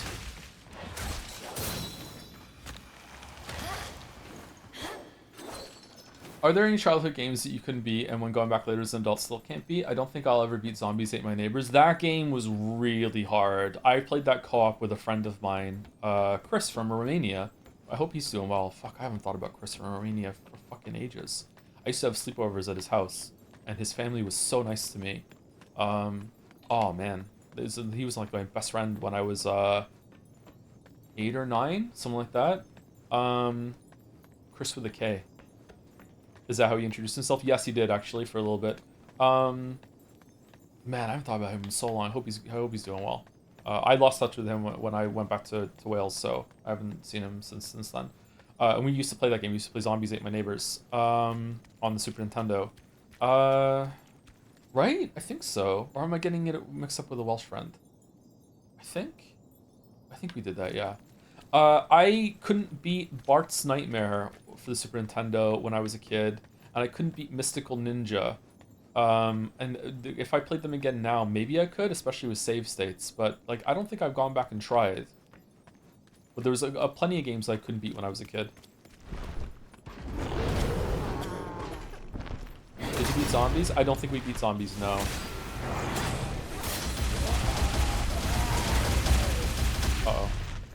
Uh-oh.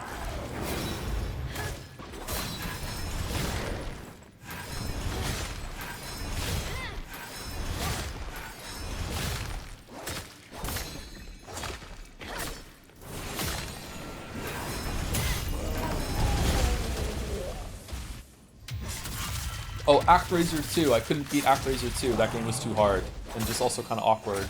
And it didn't have the town building part of it, so I couldn't be ass beating it. But that was pretty difficult. How about the other way around? I beat Battletoads as a kid. I don't think I could do that again. I think you could. I think that those games probably aren't as hard as you think they were. You can also just use save states and nudge nudge wink wink beat them, right?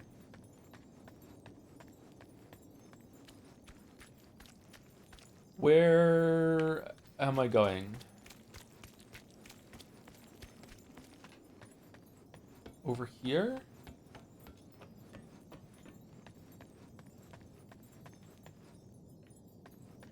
Where's my bloodstain? See, that looks like the way forward, because I don't remember beating that boss, but...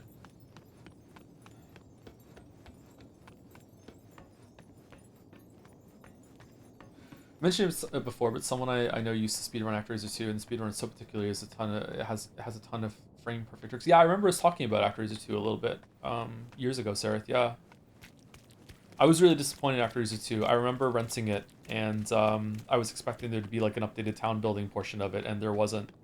And I would beat the levels, and then it would look like it was going to turn into the town building portion because it had like an overworld map that you can go and shoot to beat the levels, pick the levels, and then it just didn't happen. Yeah. ActRaiser 1 is a really cool game because it was like a side-scrolling thing and a town builder in one. Very arcadey though. It wasn't like a big SimCity sort of thing, but it was really cool. I loved that game when I was a kid. It's my least watched video on the channel, I think, is the ActRaiser video for true fans only.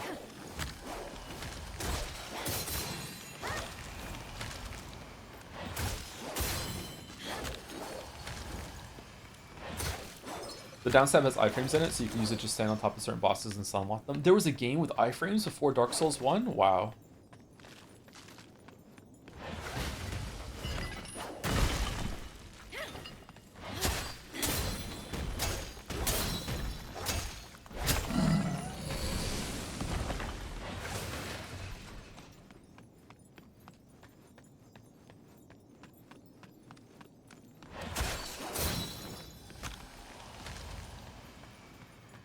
Okay, was it over here? Yeah, here we are. Okay, we can get our bloodstain back.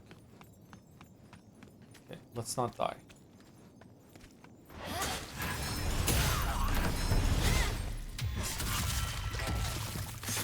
You played Ship, Dog, and Wolf? Nope, never heard of it, sorry.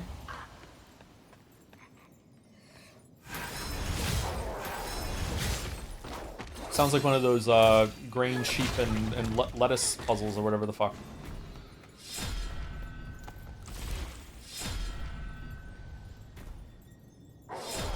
Step away from the ledge.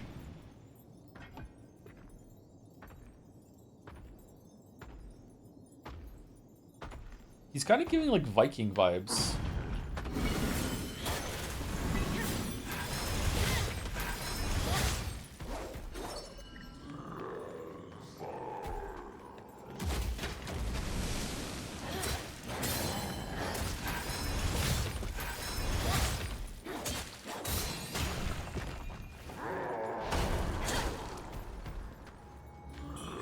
Okay, so this is the new path forward. So what was the one that I went over there? Was that also a path that I didn't see before, or is that just linking back to like this? Let's go down here and then we'll go back to the other path in a second. Maybe this is the side way. This looks like it's just for treasure over here.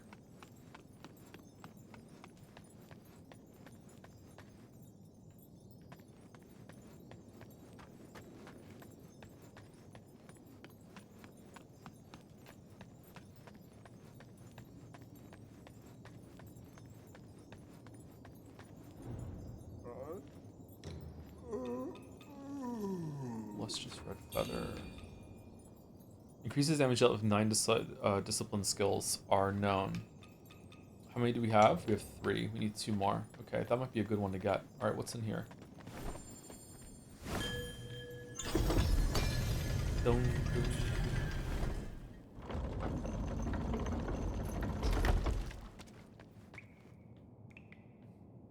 Have these doors ever been the way forward, or have they always been like side optional areas?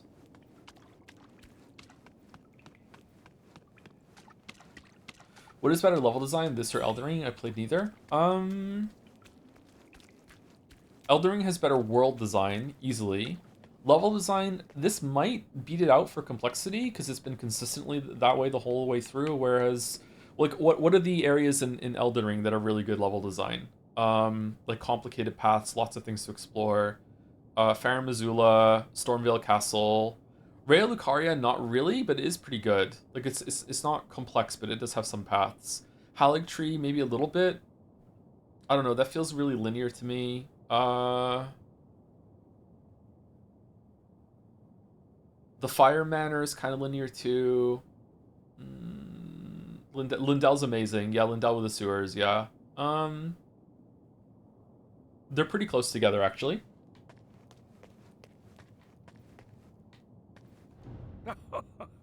Me? I take. Tell me.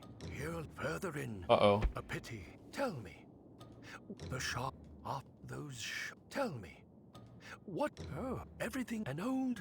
Still chasing illusions. Then go on. Take that leap forward.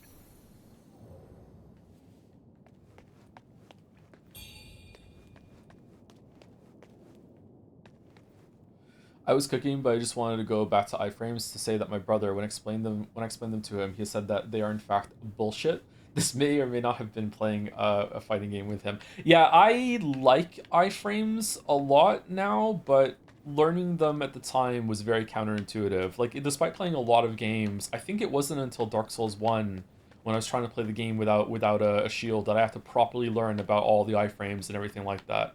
So that was my first proper exposure to them, like, consciously, instead of just intuitively feeling them out, sort of thing.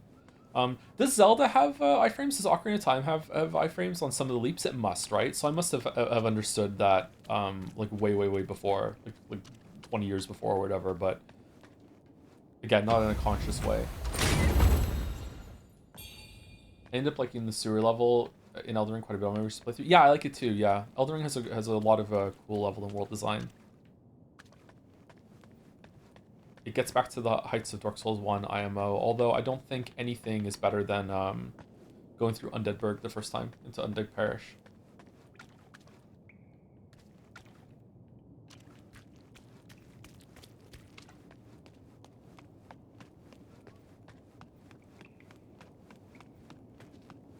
Okay, is this going to be a boss? Because I would very much like to go and spend my Mercury before I fight a boss.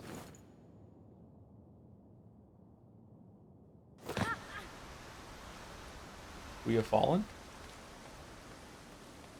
God, I want Sekiro 2 so much. Yeah, me too. Sekiro 2 would go hard. Or just Bloodborne with Sekiro's grapple and Sekiro's parry mechanic and Elden Ring's jump button would be incredible, I think. Wait, was this here the whole time? Or did it just open?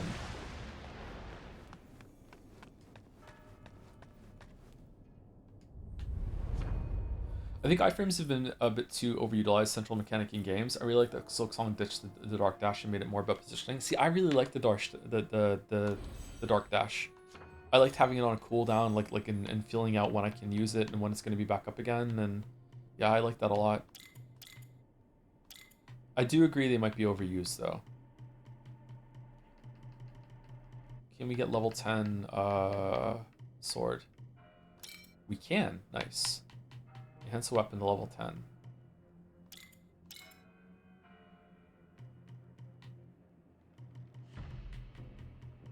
I thought Sekiro has a jump and a jump attack. It does, yeah. That's good too.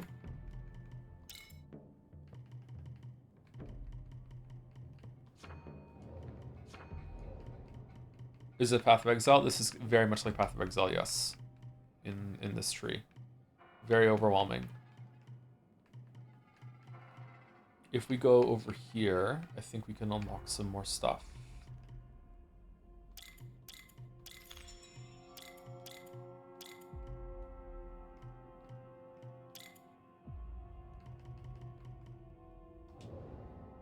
Still saying Exile? Yeah.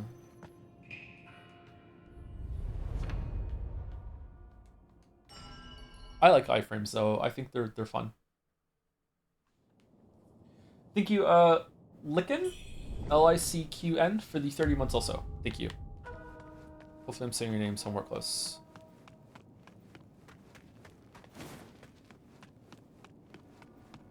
Yeah, I think maybe this was closed off until we fell down here and opened it up. So there is another path over there that we didn't do.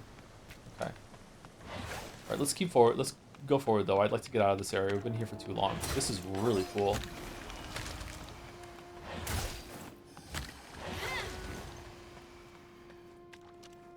What if you make a game enjoyable without any upgrades? Like how you begin the game is exactly how the game ends in terms of your character. There are plenty of games that are like that. Progression systems really are only in place that have like have a supplementation for the player getting better. It feels good for your character to get stronger as well as you're getting stronger. People really enjoy that, and it's also a really great way to have a difficulty release valve. That if the player can't get better, then instead of having to go to a different mode, they can just make their character get better in place of them. Where am I? Who? Wuchang. Why you? Why you? Monster. No. No. No. Ring the bell pinwheel to reunite with Face of Past.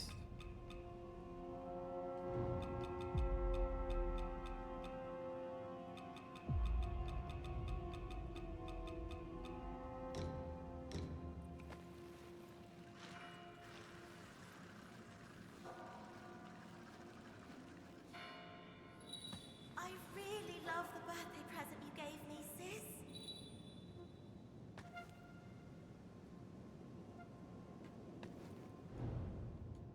That's it? Okay.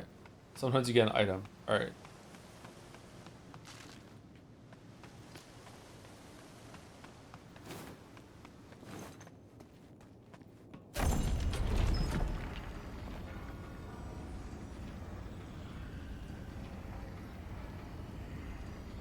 There's also like anti-games where, like Life is Strange, where the main character actually gets weaker and dumber as the story goes on, but the player has to persevere, yeah.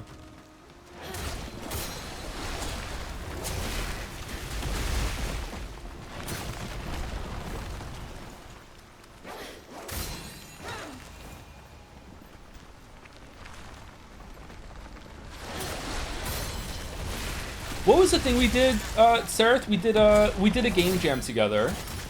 Together is like you did almost everything. So saying that we did it together is doing a lot of heavy lifting. But I can't remember what the theme was. But it was something like devolution or something like that, or degenerating. I can't remember what it was. And we took the concept and we made a like a slice of vertical slice of a Metroidvania, where instead of you finding power-ups, you actually started with everything on your character, and you actually had to go into rooms and give up powers to unlock the way forward. So it became, you have to like be more clever and understand how to get around the world as you lost movement upgrades and power upgrades as you played it more.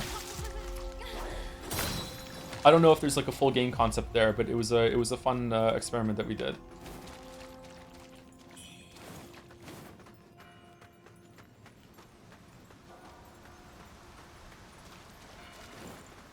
Can't remember what the theme was. Sacrifice, maybe? I don't know.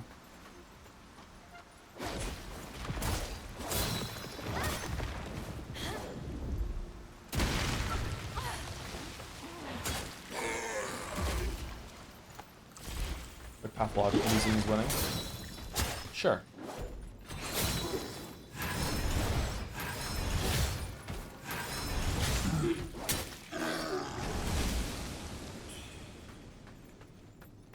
That actually sounds interesting enough. I'd pay $15 for a 40+ hour game. I know, right? Yeah, yeah. It has to all be like meticulously hand animated too, and absolutely gorgeous with one of the best soundtracks ever made in a game. Yeah, but any more than $15, no, it's too expensive. No way.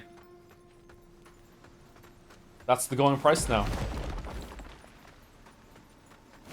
Would be greedy to ask for anything more than that. Yeah, what if it's 3D? If it's 3D. Oh, man. Ooh, pretty. Wow. It was 3D. Yeah, the game we made was 3D. Yeah.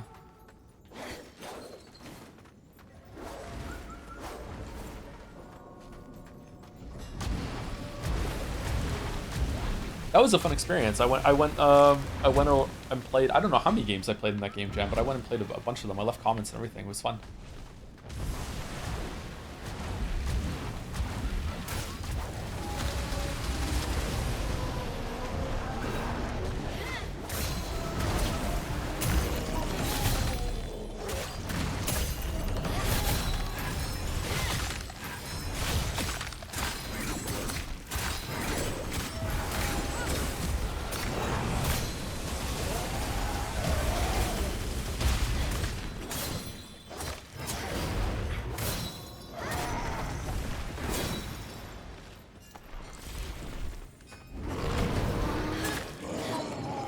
Phew! Alright, that was close.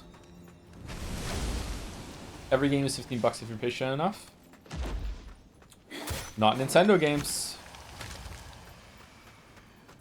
And not Factorio either.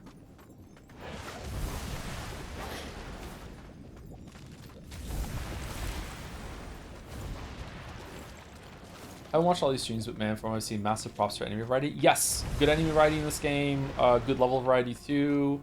Visually, like theme of level variety could be a bit better. Like the start of the game was a bit samey, but like it wasn't too bad.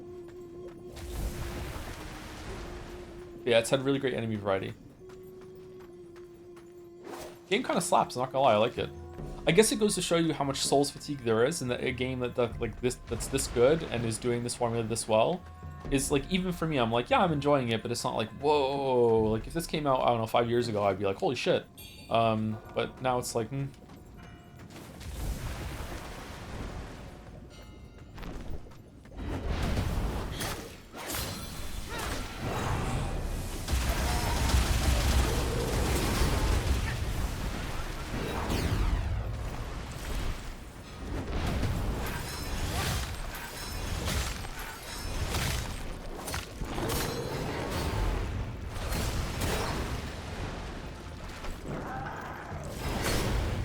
that did not hit me.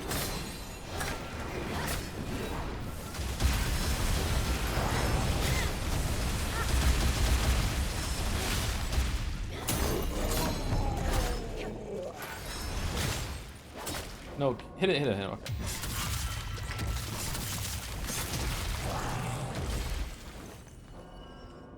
Or maybe I'm becoming one of those critics now that I hate, which is like, you know, it's good, but it doesn't do anything new. Meh. Maybe I'm that kind of person now.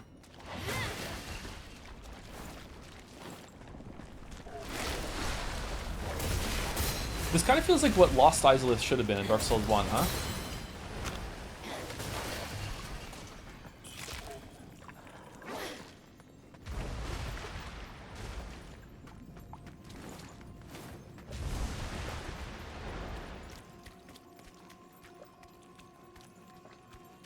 Joe, you've always been that person, but I don't think I have been, actually.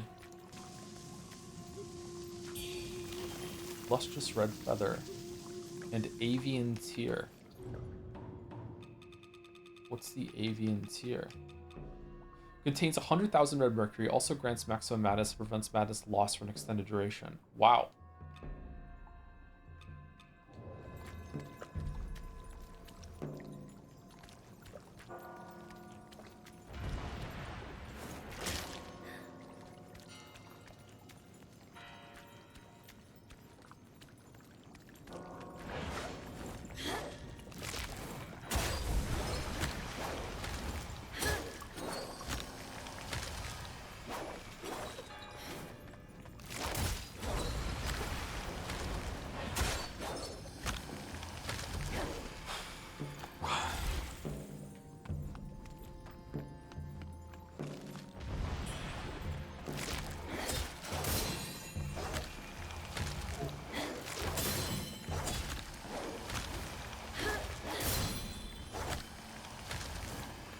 Thank you, Master Elia, for the 24 months, and thank you, 2 years. Thank you, Cozy Gnome, for the 7 months too. Very cozy.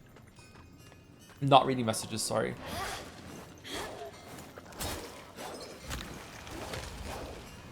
If you would like to repeat your message in chat, and if I catch it and I think it's okay to read out, then I can do that. I know that may seem paradoxical, but the reason why I'm not reading messages out loud when it comes to subs and everything like that is because I feel like beholden to read them out, and if it's about something I don't want to talk about right now, then I want the plausible like deniability that, oh, I just didn't see it. So you can try that. Did this guy respawn, or is there just another one over here?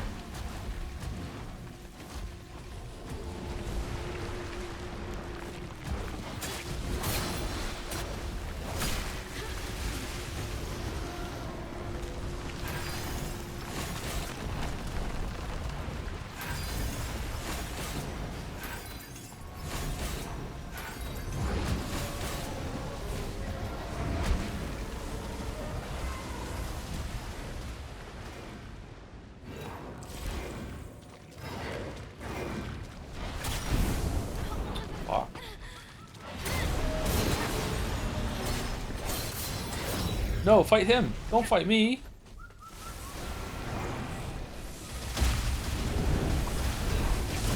Let me see your butt. Uh-oh.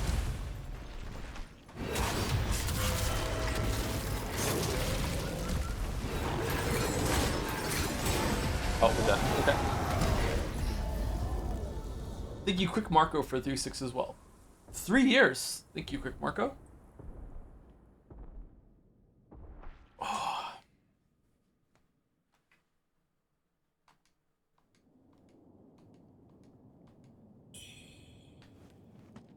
I wish I was a cozy gnome.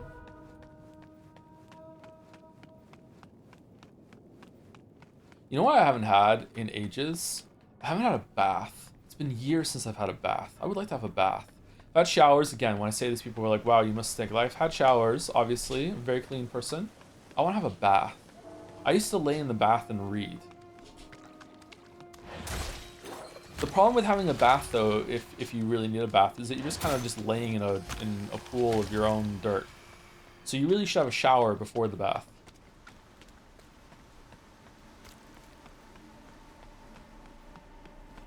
And then you get into the Cowboy Bebop live action meme where about like shower, bath, shower.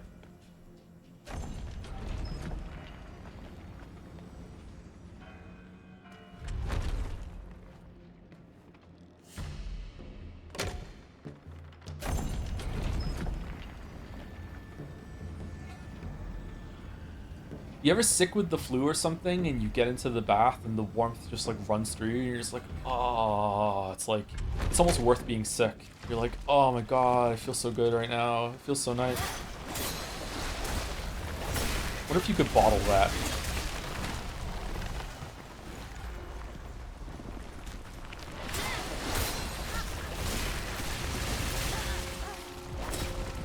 Okay, Rick and Morty? Yeah. This Rick staged a coup and took over the factory where we make these biscuits. We took that Rick and we bottled it, and we put it in every Rick wafer so you can experience being that Rick again and again.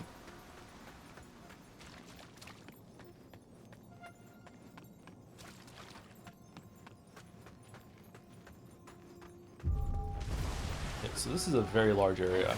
Let's go left instead of right this time and see if we can get around to the other side. Don't +2 me, I just literally just verbatim said the fucking Rick and Morty bit.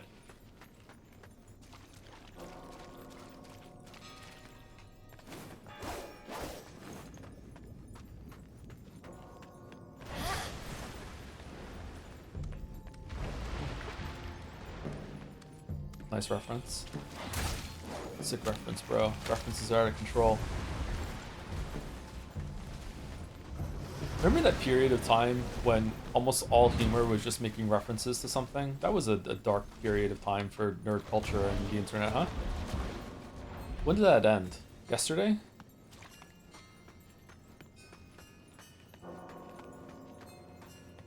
Henry? That's not a reference, though. Is it? Is that referential humor?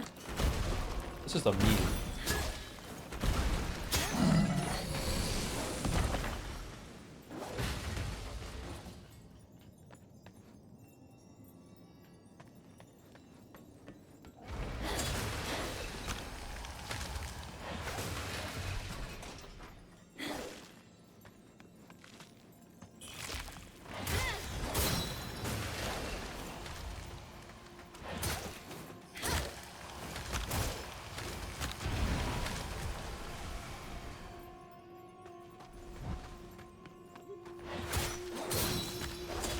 Excuse me.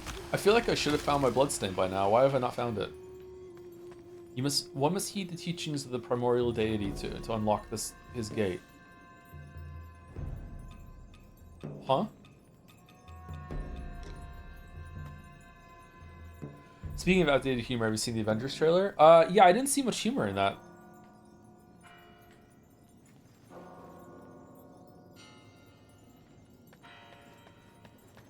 Props to your emote artists. I miss them every day. What do you mean? Oh, is this like trying to get a gift sub technique? Ooh. Yeah, we have some of the best emotes on the platform, I think. It's really cool. I'm very blessed.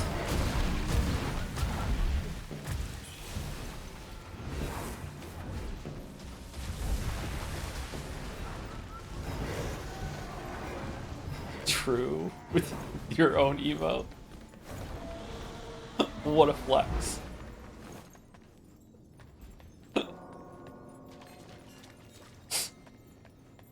Every streamer says that, but it's true in this case. I don't know. Sometimes I find a streamer and I go through their emotes and I'm kind of like, ooh.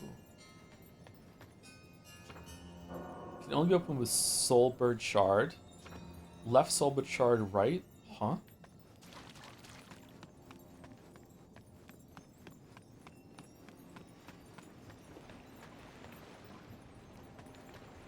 Whoa. This is cool. I thought we were at the end, but we're not.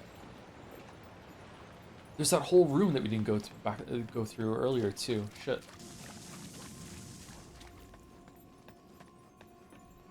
This is the peak of art. It's like a modern day Mona Lisa. Doms.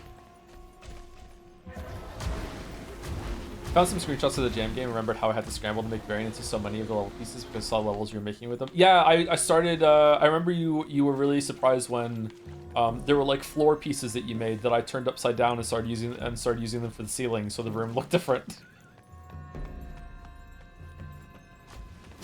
You're like, what are you doing? I'm like, I don't know, just some variety. Yeah.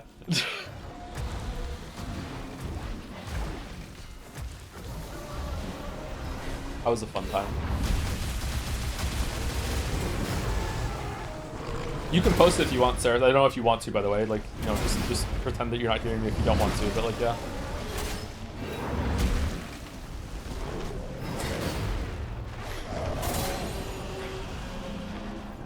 Uh-oh.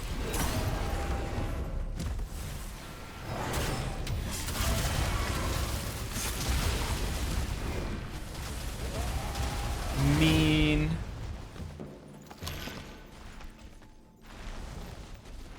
What?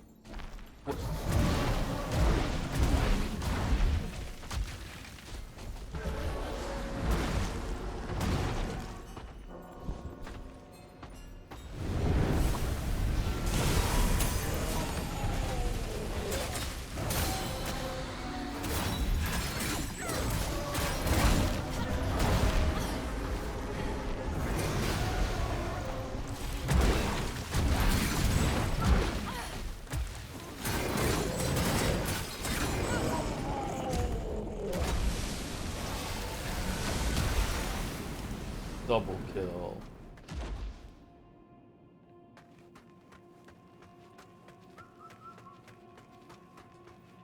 Other NPCs fight amongst each other here. In Ultima Online, you could play as a tamer, and you could tame like this special horse called a Nightmare that was actually really strong. And you could also tame like drakes and dragons if your level got high enough. It was one of the hardest skills, maybe even the hardest skill to have. But like if you did that, you were just pretty much unstoppable. Like they were so strong. You also have to have like a almost capped taming in order to tame a dragon, but you could control a dragon with less taming if you bought one from someone. So there was always like this risk reward thing that you could go to a tamer who would get you a dragon, and then you just hope that your dragon wouldn't die as you were using it to like farm shit.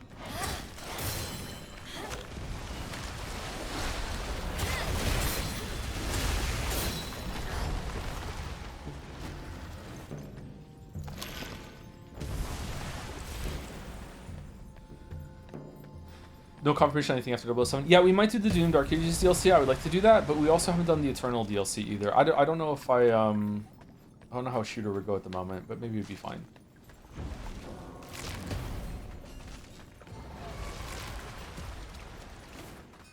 Something about this music reminds me of an Undertale track.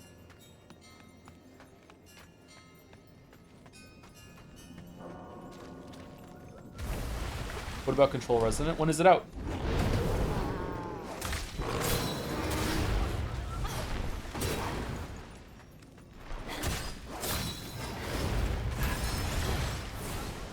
Alright, I'm going in here. I'm not fighting you next to the poison. September 24th. That's a fair ways away. Yeah, we'll probably play it. Should we do like a speed run refresh of Control 1 beforehand, or no? I don't think we need to do that, but there's a bunch of DLC for that we didn't do. There was also a bunch of DLC for Alan Wake 2 that we didn't do either. I think it's the sound that's very vaguely like bells chiming. It's a bit like the waterfall music in Undertale. Maybe that's what I'm thinking of. Yeah, it's definitely the chiming that's doing it.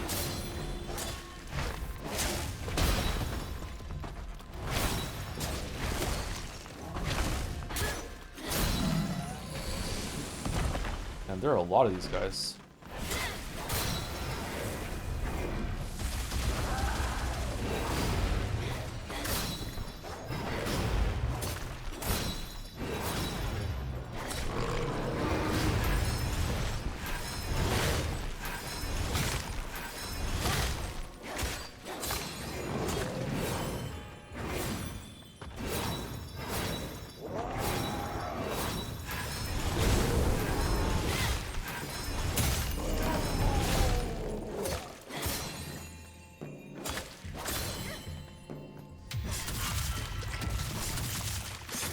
Ever played any of the XCOMs? No, I've never played an XCOM game. I don't think I would enjoy it though. Oh, did I get it and I tried it out when it first came out? I can't remember. You've seen me on stream in my Nagito luck, so I don't know if I would like to play an XCOM game and just miss 99% shots over and over and over and over and over again.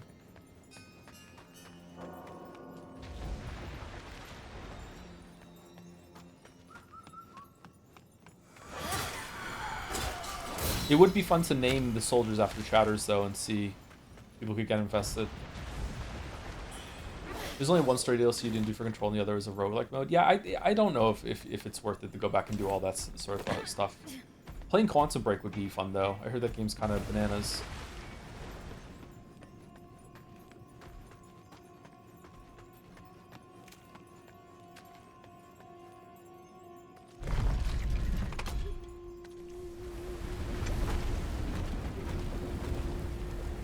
Alright, where are we going?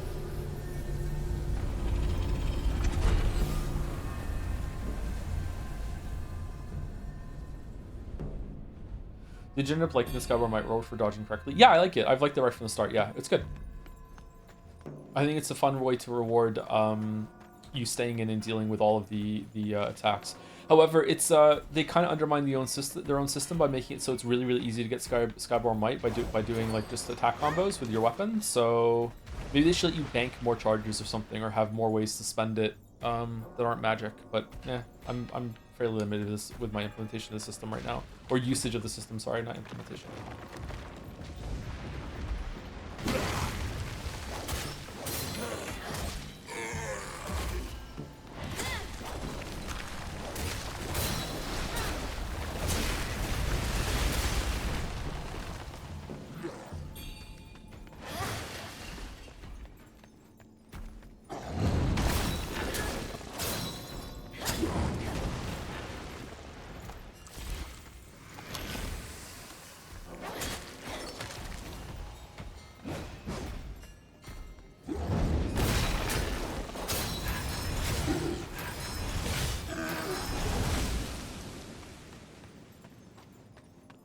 Alan Wake 2's DLC is definitely more interesting. How long would it take to do that? We have to play the whole game again, wouldn't we?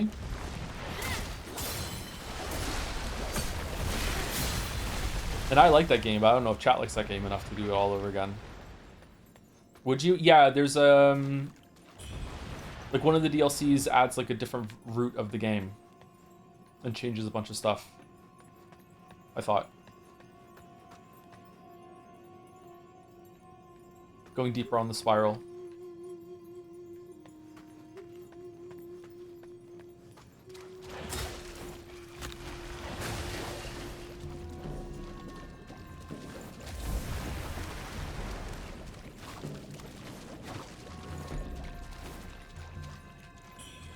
DLC is separate. There's also new game plus added with new concepts, and that's different. It would take longer, though. It has some interesting stuff. Yeah, I think that's what I'm talking about. Wasn't it? Doesn't that count as DLC? Like the new game plus thing they added? That's that has like a true ending or some shit. I thought that's what they added. Am I wrong?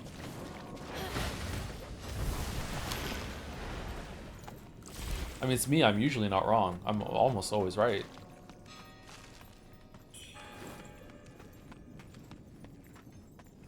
I'm so rarely wrong that I don't even know how to handle being wrong.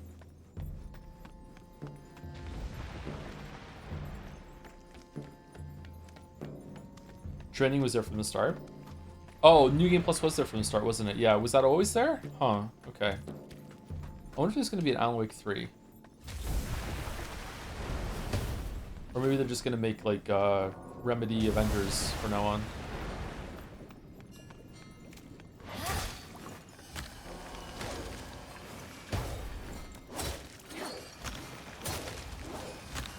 I'm not stubborn, I'm right would be one hell of a podcast subtitle. I think because it's a podcast, it would probably be more like I'm not stubborn, I'm alt-right, but yeah.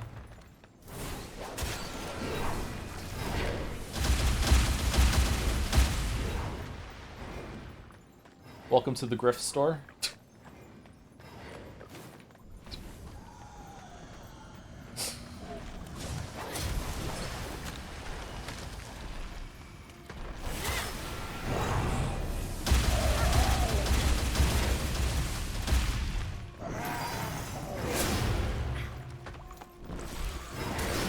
Uh-oh.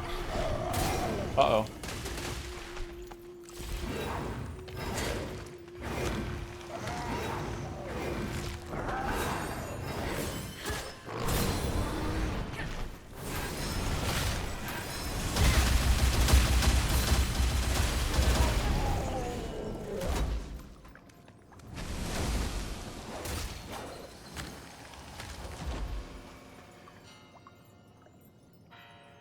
Is that where we came from?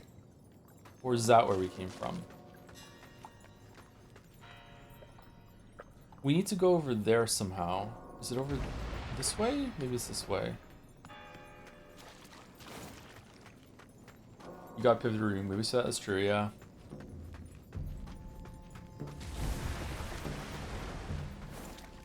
I don't know how you can have so little going on in your life that you can get that angry about media. I understand criticism, obviously I'm a critic, but a lot of these videos, they go beyond like just like, hey, here's the things I think are wrong with this, into very impassioned, like this is gonna lead to the fall of civilization, blah blah blah blah. Like I don't know. I guess that's the grift, right? That's where they're getting like they're making people mad, so they'll send them money and everything like that. Like like most of these people don't even believe this shit, right? They're just preying on some masses. I don't know. It's an insult to my entire... Yeah, like they're lying, right?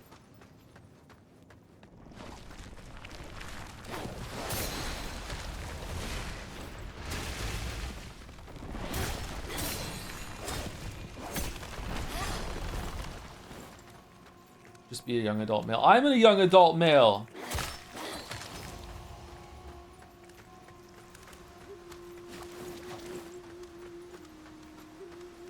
Right? Right?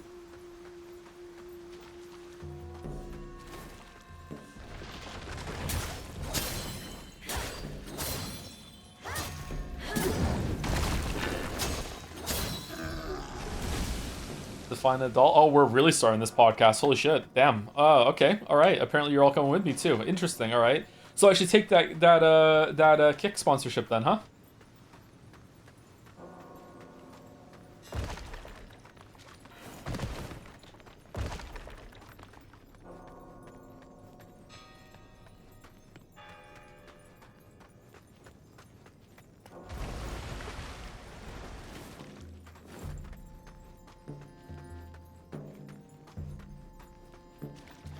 Jelly Jonah exclusively on Kick.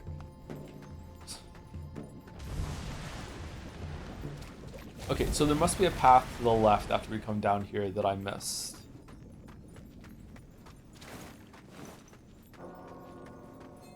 Unscientific control resonant pull up. What's winning? Need to sneeze. Excuse me. Control plus Alan Wake 2 DLC with 49% of the vote. Nothing with 31. Control DLC, Alan Wake 2 DLC, Control Restream is the lowest one. Okay, so we're definitely not doing a Control Restream. Okay.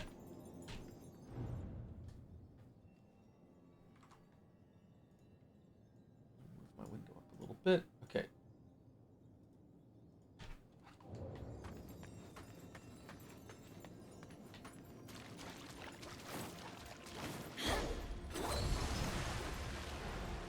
Yeah, it's up here, I'm guessing. Did I just walk past this? Was I like, let me like finish the perimeter search before I go up the stairs? Or was there like something that blocked it first? Joe should skip the alt-right arc and into looks maxing. Nah, I've already hit my max of that, sorry. It's pathetic.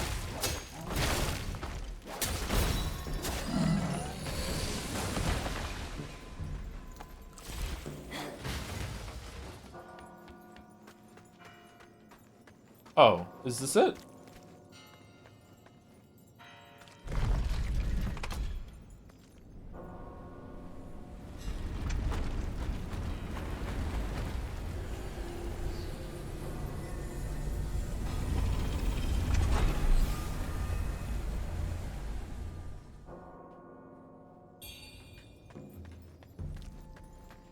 I think Joe should join BreadTube. I'm not an alt-right podcast host, but I'm not a BreadTuber either. Sorry, no thank you.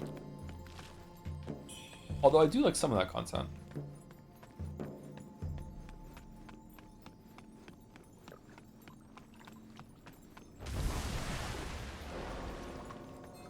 What about a Jim Bro channel? I could do a Jim Bro channel, yeah. I was working on like a crash course to fitness and starting resistance training video last year, and then I moved, and the move I moved suddenly, like ahead of schedule, and because of that that got put on the back burner. I didn't get back to it.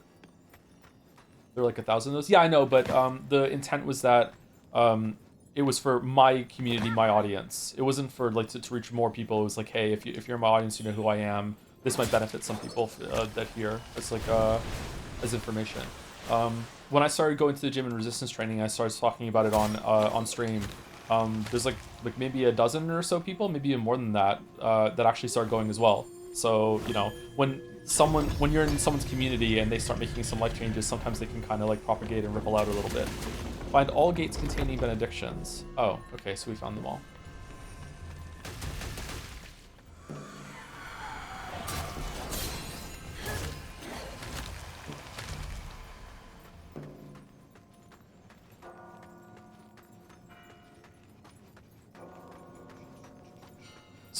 Started the gym, and some of your previous tips have helped me. It's not so bad, huh? Like, it's not so scary. Like, the first time you go, it can be quite nerve-wracking, but after that, you get used to it. And I think if you start going to the gym, eventually you're like, shit, why wasn't I doing this all along? This isn't so bad. I haven't gone to the gym in ages now. It's not for lack of wanting to.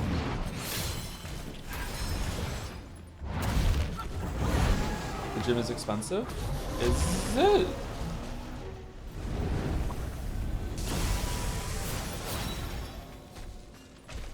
They're not the best gyms, but they're good enough. Planet Fitness is pretty cheap.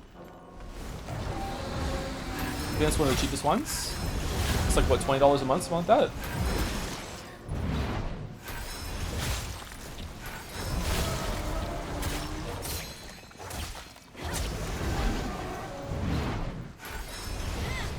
I go to a Good Life gym, and I can't remember how much it is a month. $65 maybe?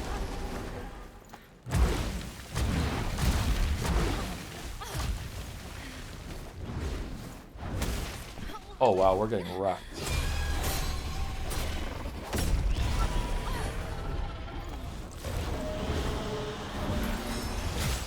That's so much? Well, for a place you're gonna go and use their machines like 2 or 3 times a week, and for the effect that it's gonna have on your body and longevity, I think it's a bargain. But again, that's one of the more expensive gyms. It's not the most expensive, one of the more expensive ones. You could probably find a cheaper one. That's like Good Life is like a mid-range one.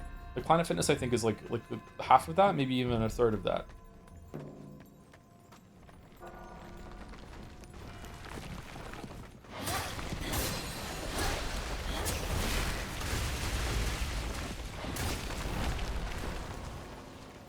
The gym equipment there is very expensive. Yes, it costs a lot of money to maintain all that stuff, yeah. And I know that for sure because the fucking pec deck is always fucking broken.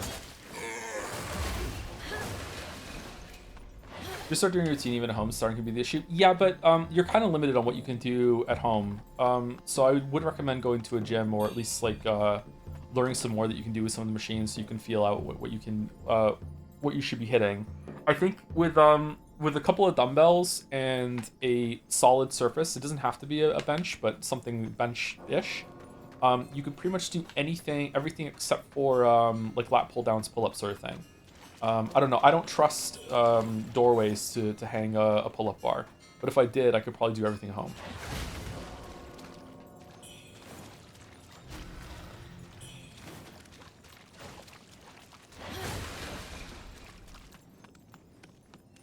Video would do well for this sort of thing, huh? And yet the Good Girl machine is always operational. The Good Girl and the Bad Girl machines are goated. I love those machines. They feel so good. First time you go on them, you feel like something's going to break in your pelvis, but after that, they feel so good. Good Girl machine and Bad Girl machines are hip abductors and hip adductors. And those are some yikes ways of describing those machines because you keep opening and closing your legs. Where's the bad boy machine and the good boy machine?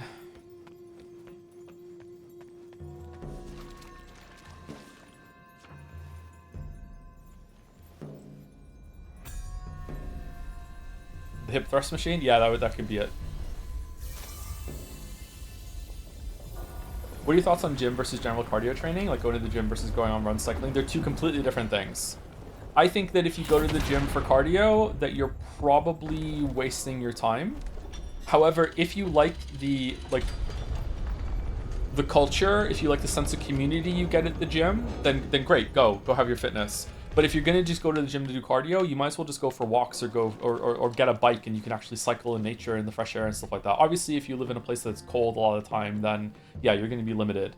But yeah, like to me, gyms are there for primary first and foremost. Gyms are there for that sense of like camaraderie, that you're actually going to have some sort of community there, and you feel like you're seeing other people, and they can give you like more accountability and stuff, like you shared accountability. And then secondly, after that, it's for resistance training. There's lots of programs at the gym that you can join, like cycling stuff and everything like that. Pilates, those can be pretty good for changing your behavior. But after that's resistance training. Like cardio machines at the gym are it's just go for walks and stuff. Driving my car to the gym to walk on a machine is peak gym bro move. Yeah, I walk to the gym. That's how I get a decent workout. It's about a 40-minute walk to the gym, and then I do all of my exercises, and I walk between my sets. Unless it's really busy. If it's really, really busy and I think someone's going to take the machine, then I'll stay on the machine. I'll just stand next to it. But I will do more steps between my sets, and then I'll walk home. And by the time I've done all that, I'm usually above my 10K steps for the day, and I've done my full resistance training as well. Use sunscreen up? I don't. Don't tell Mouse, but no, I do not wear sunscreen. I should get some.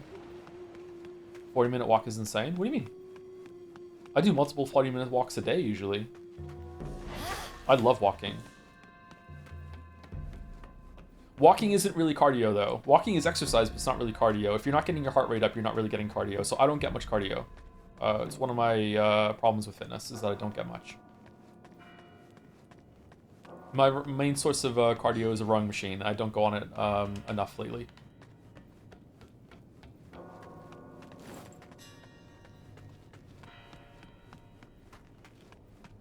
When I go to the grocery store, I load up my backpack with lots and lots of heavy stuff, though. Maybe that counts as cardio. I do feel like my heart rate gets up when I'm carrying stuff home. So maybe that can count as light cardio. What is this? This looks really cool. I really enjoyed this area.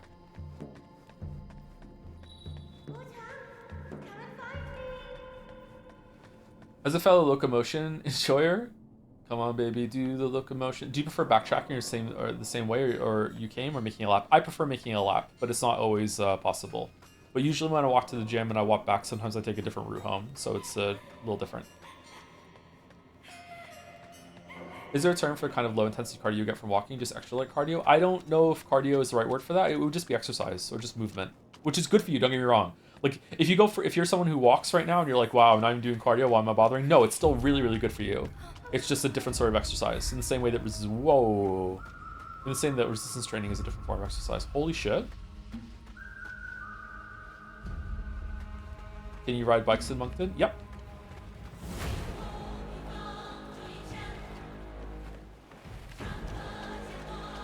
Why is the water not killing us? Oh, it's showing character growth and development. Okay.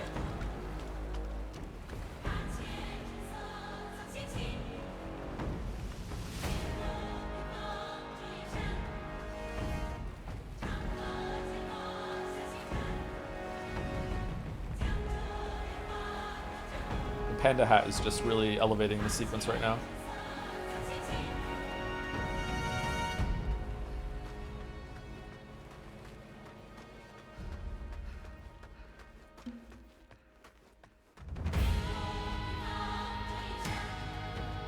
Damn.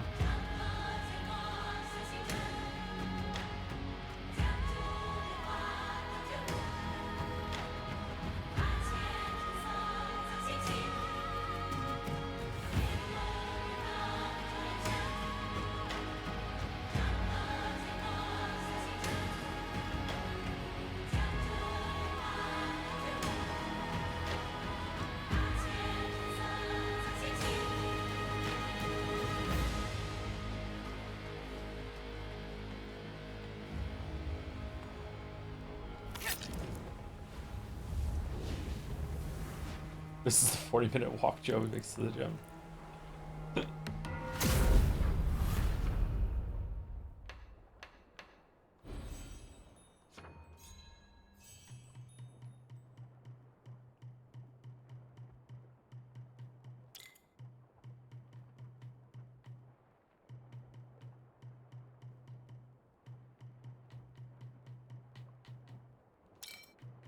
We got level 10 spear and level 10 sword, so we can use the spear just as well as anything else right now. Okay. I don't know if I'm going to be doing any switches because I'm used to the sword at this point, but that's good to know. Do we want some feathering? Okay, let's get some feathering.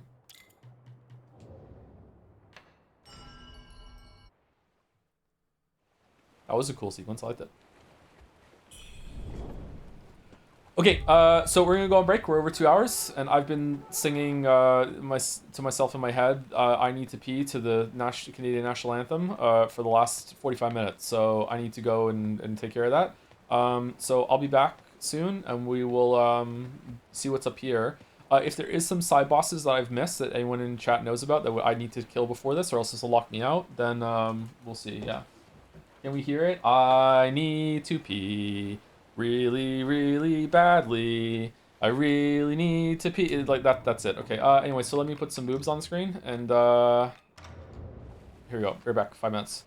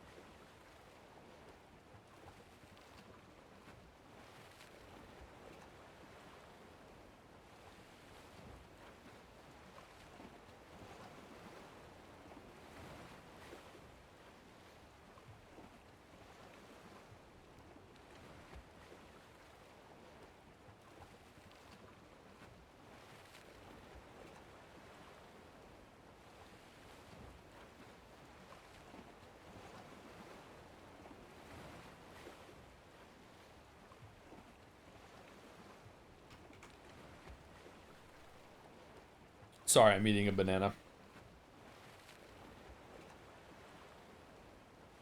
You want a girl that will wear a dress like this, but also will have the panda hat on the same time. It's peak.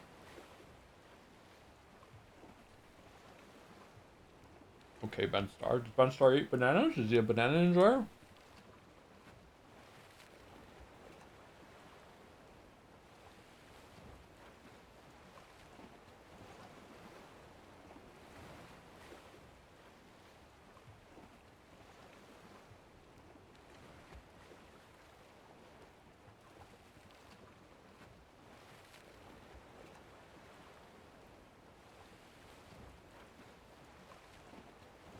If I was a girl, I wonder how big my boobs would be.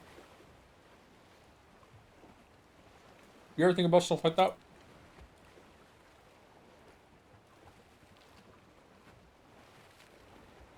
No? Really?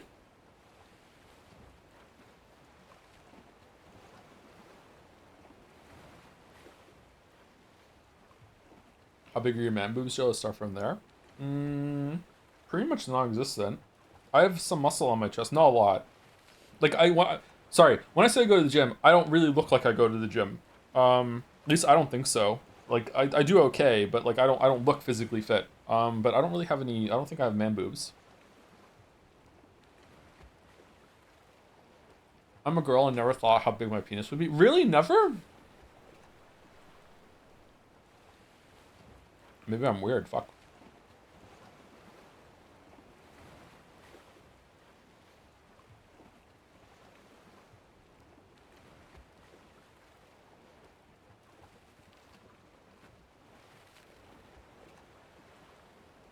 I thought it was like a universal experience that people would always wonder what it would be like to be the opposite sex for like a day or so.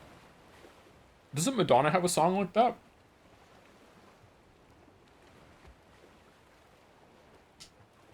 How big would you want them to be, Joe?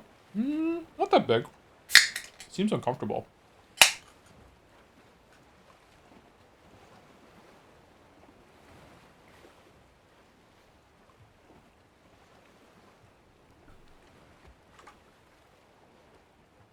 Crackle E from the cracking open the can. How often do you wonder about this sort of thing? Not how often. Like, have you wondered about it? Often, rarely, never. Never, really? Wow. Really?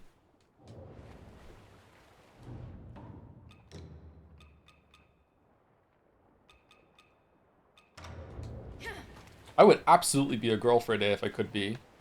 Just to see what it's like. I don't want to be a girl forever. Although, I don't know. This is why I had like a trans sort of question a while ago where I asked like, what is it when people are they don't care what they are? Like, I don't know. I think I would. This is coming from a place of like I don't have to wonder, so it's a very privileged place. So it's probably wrong. I don't think I would have to have a male body. I think I would be okay as either. But maybe that's just coming from a place that I've never had to wonder about it or worry about it.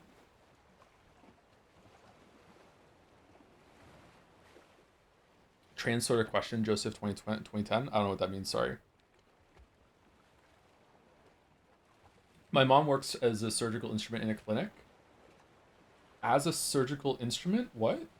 Where they do plastic surgery? It's crazy how many breast reduction surgeries are made because of back pain. Yeah, it's quite debilitating, isn't it? Yeah.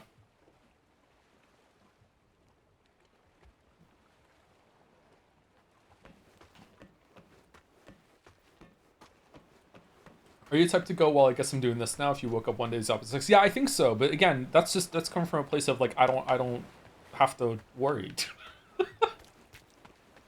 Right?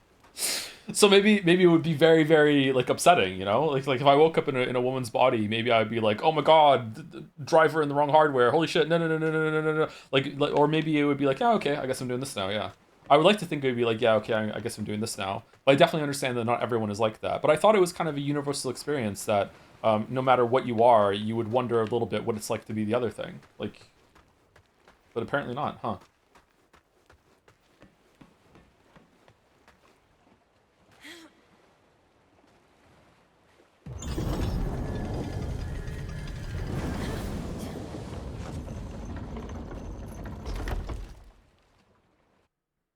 I would think people would be more annoyed about fixing identity in office and telling people about it. Yeah, it's kind of like losing your wallet with all your identification papers. It's just such a hassle. Oh god, nah. It's too much work. Gotta go to the DMV, like... Gates once shut, now wide open. The time is nigh. Who's this weep? Hope all but forsaken, yet here I stand. All the power under my command. I must thank you, Wuchang.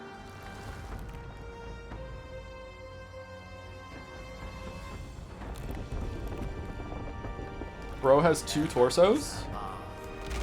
Feathers within. Earth and soul aligned. Oh god. Has become Ugh. feathering. Fuel my ascension. Fall.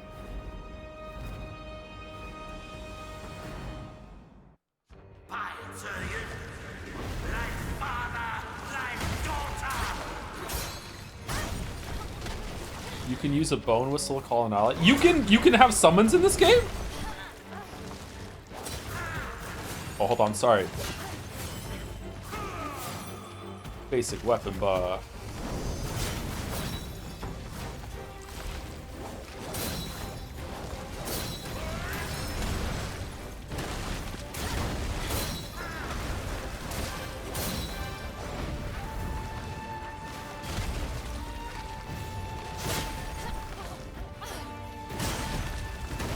Whoa. Okay. All right.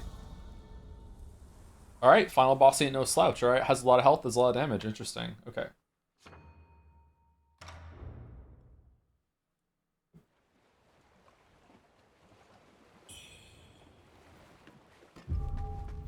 Can we basic weapon buff before we go in?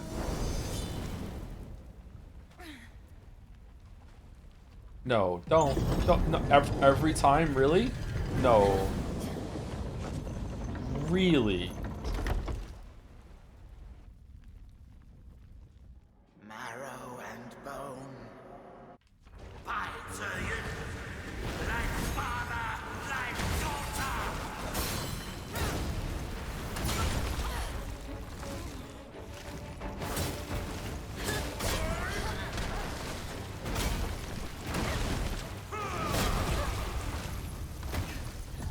Did that hit me?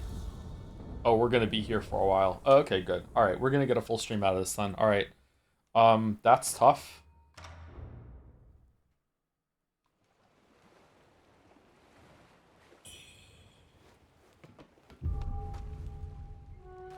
I think part of people saying they never mentioned moves specifically at first. I agree, but most people wondered what if I was a different gender in a general way. Yeah, but isn't that like part of that, like wondering what you would look like as the other gender? Like, what does it feel like? Like, if you're a man, what does it feel like to have boobs? If you're a woman, what does it like to have a penis? You know? Like father, like daughter.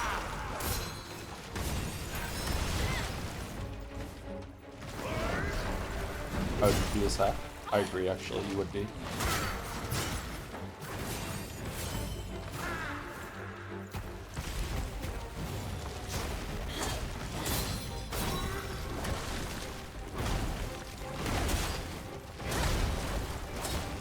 Heavens be praised.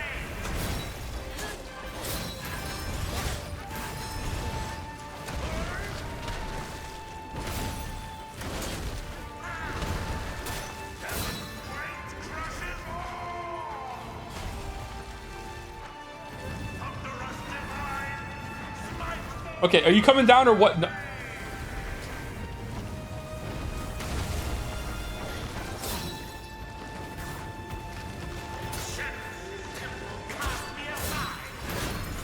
Oh. I took my vengeance.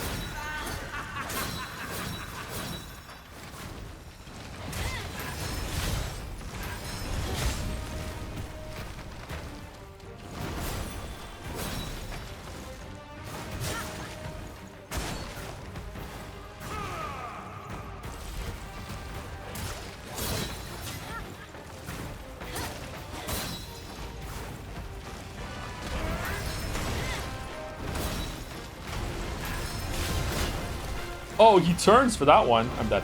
I'm not dead? Okay. Childish infatuation paved my rise. Divine providence indeed.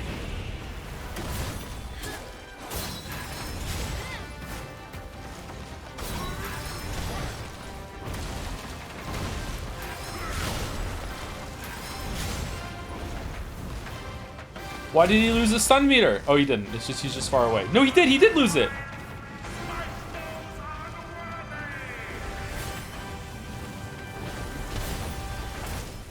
What bullshit's that?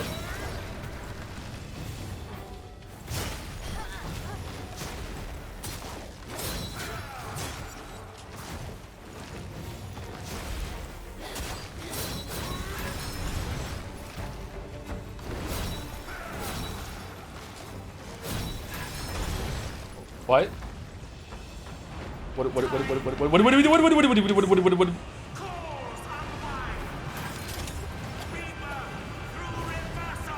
Um.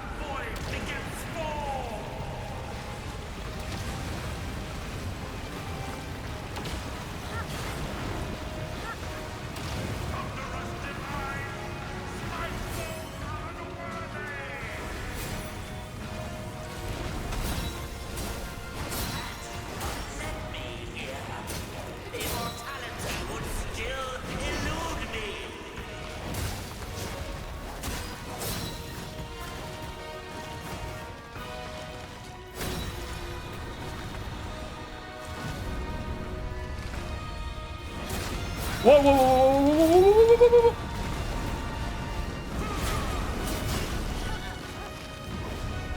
Dead. Not dead.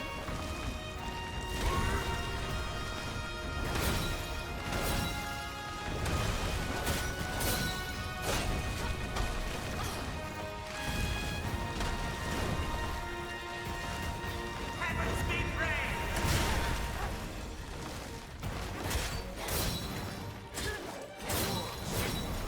Shaped my path. It's not done. A past life.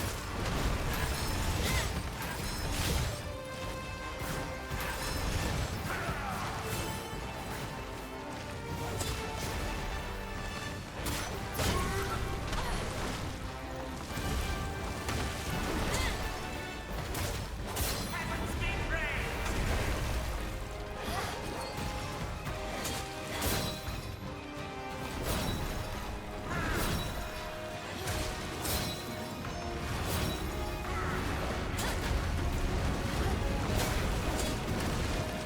Now, with your aid, the elixir shall be created. I cannot wait.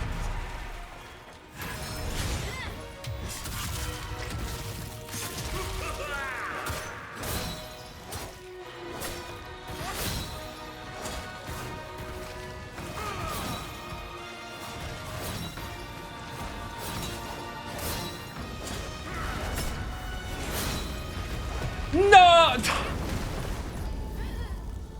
No!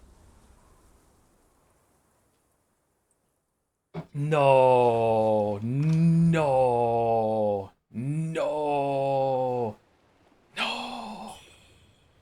No! No! Okay, we might need intermediate weapon buff for this one, I'm not sure.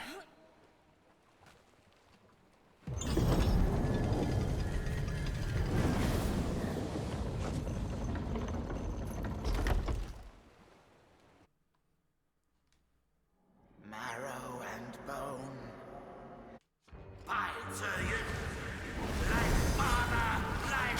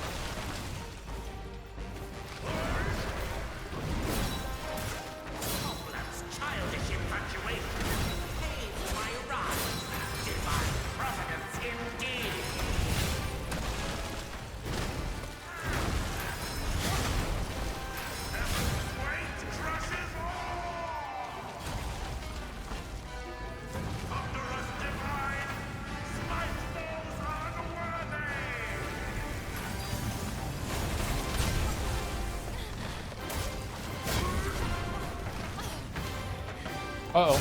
Shit. So, did he lose his stagger because he went up in the air and flew away for so long? Because that kind of sucks. Apart from that, this fight's fantastic. Has a really great flow.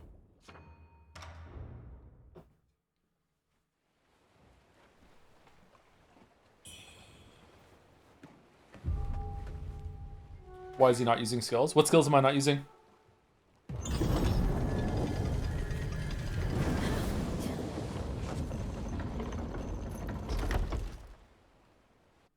Which one? Like the LB one, or what? Marrow and bone.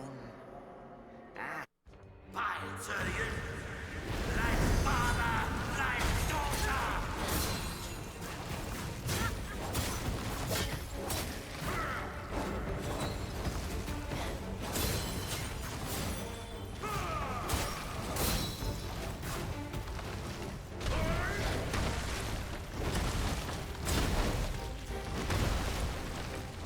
Man, I'm having stamina issues. Is it because I'm 40?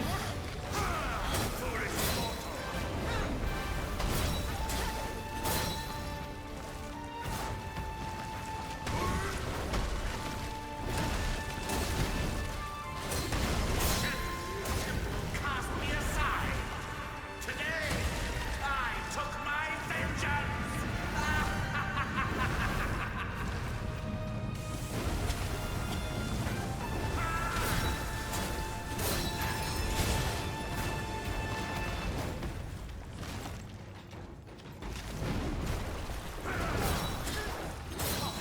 Childish infatuation.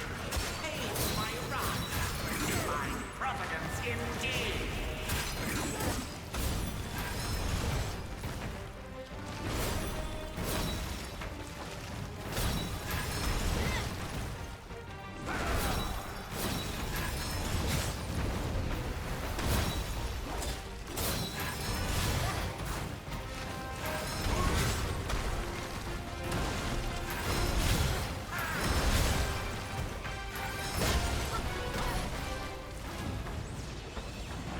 Okay, so what do? Do I just run around it?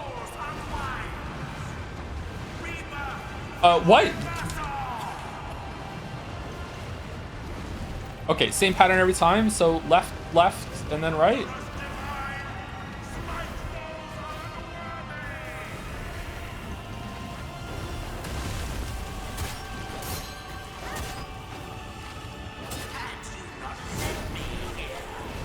Immortality would still elude. Ah, might be dead.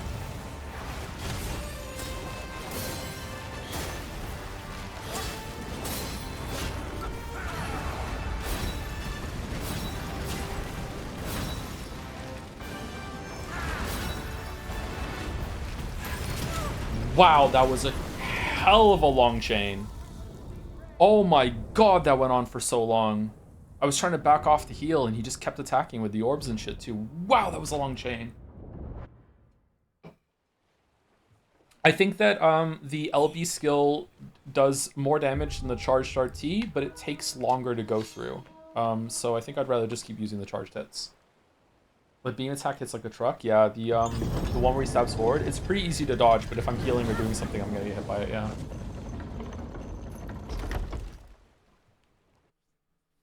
Thank you, Super Paper, for the 49 months. Thank you, Hasaniko2 for the 7 months. Thank you, F Roland 08 for the 32 months, and Umbing for the 18 months as well. Thank you very much.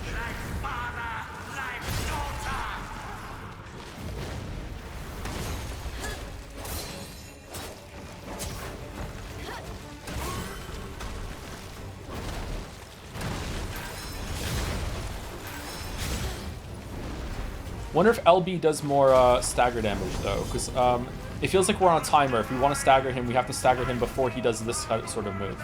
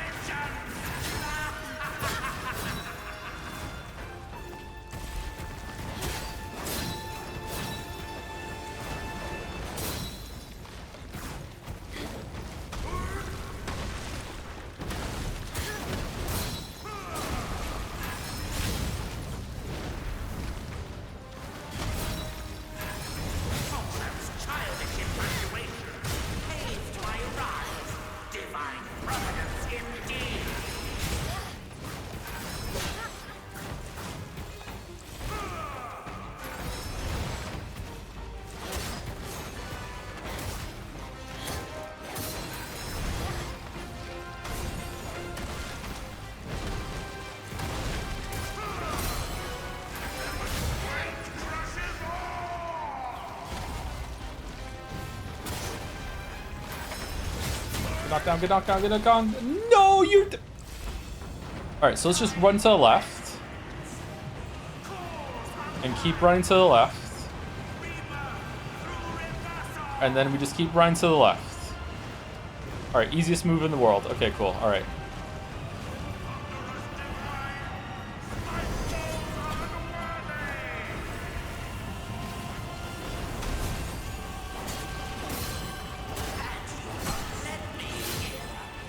Immortality would still elude me.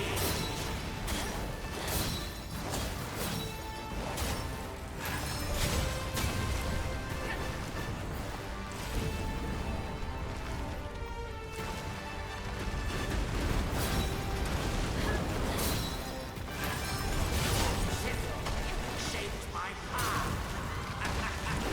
In a past life.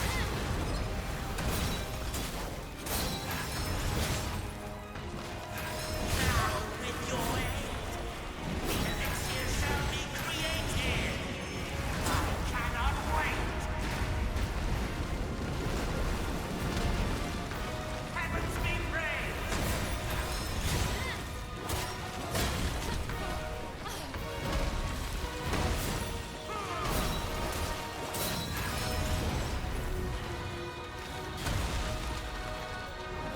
Waves surge, cycles turn, void against wall.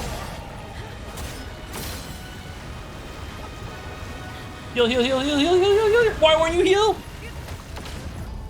It was interrupting your heal. No, we would have had him. No, I didn't know that's how it worked.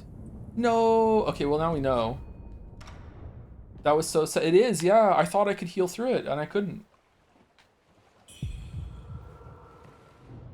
Okay, let's also take, do we want to put, like, the big one on? He must be a large enemy, right? Fiend Fending Pendant? We need more stamina. We're constantly running out of stamina. Okay. Alright, there we go. Alright, we made a change. This boss is great. Like, wow. This is a really good boss. I like it a lot. He does fly away a little bit too much, but it's not too bad. Marrow and bone. Python. Like father, like daughter.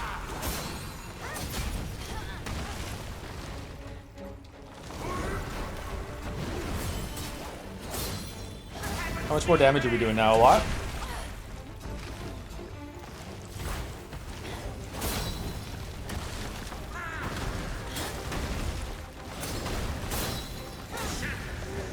Cast me aside.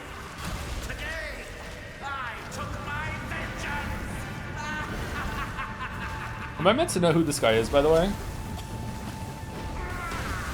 I don't even know who we're fighting.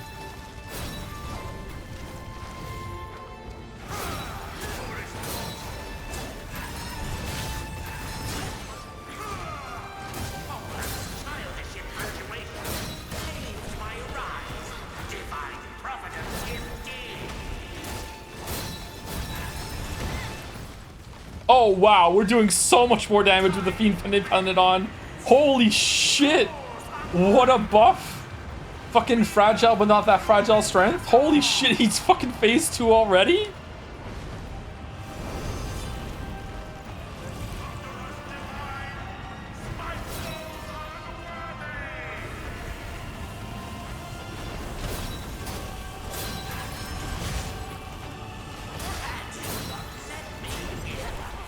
Immortality would still elude me.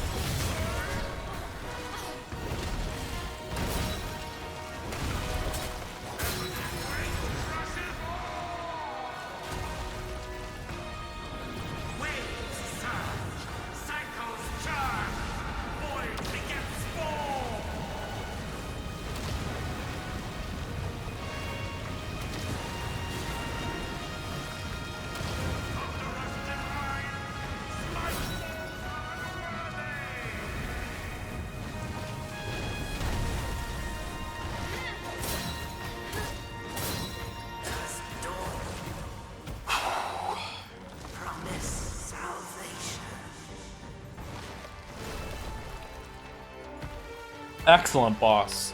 What a boss. They saved a really good one for last. That was a really good fight. I really enjoyed that fight. Like, sincerely, that was an amazing boss. It felt so good to dodge through his moves and everything like that. That was a really, really good fight.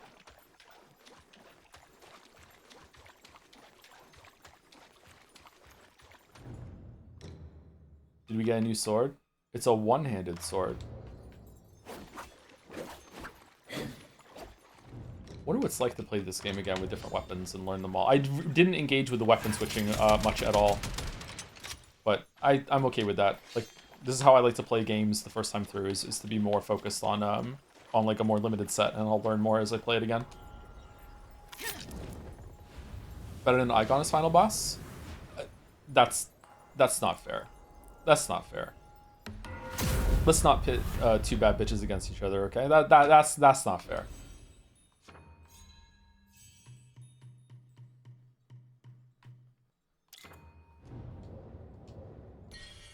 Okay, just asking. It's alright, don't worry about it. Man, the Fiend Felling Amulet, like, how much more damage was that? Is it 25%? Hold on. It was a huge difference. Siri, how much of a damage increase is the Fiend Felling Pendant in Wuchang Fallen Feathers? 30% increase. Oh, wow.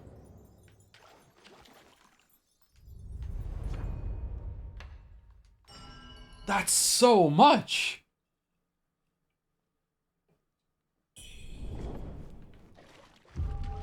I take 20% psychic damage each time you use Siri. Does it increase the psychic damage if I let you know that I don't even have a Siri? I just say Siri before I talk to my phone. I time it so I say Siri and then I hit the microphone button and then I talk into the phone so Siri doesn't show up in the search. There's no turning back beyond this gate. Will you step forward? Is there anything left to do, chat, or can we keep going?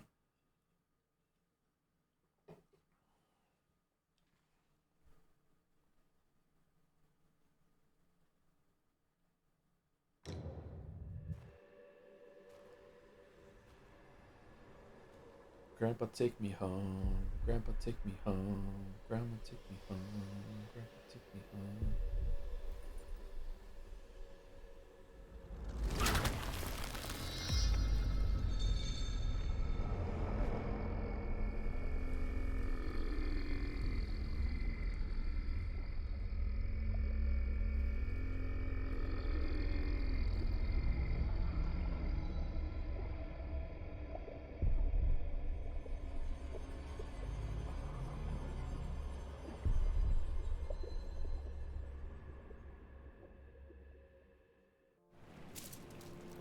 Achieve the Dream Sweet Deceit ending. Okay.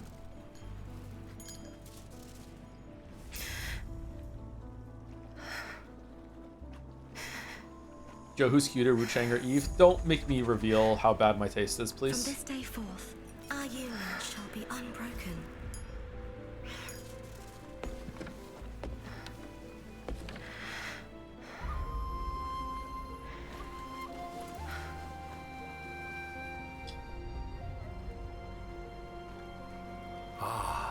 Impermanence. All is for naught. The dream of a perfect illusion. Wow, that looks good. Look at the water. Oh, that's it. Okay, cool. All right. Developers listed by order of joining. Really?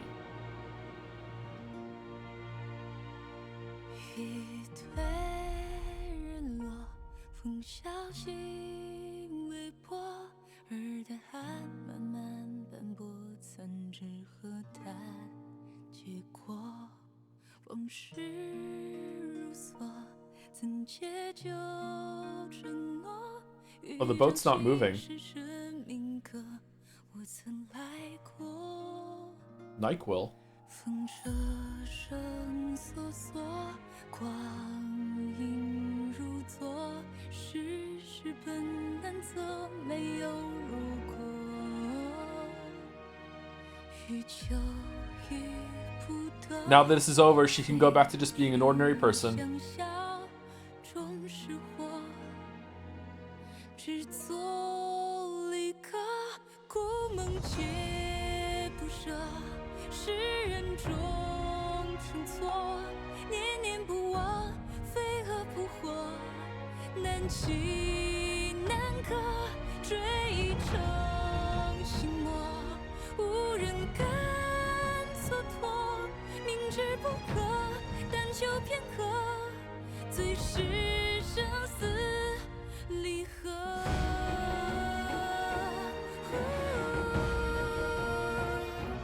猜不透这命数轮廓。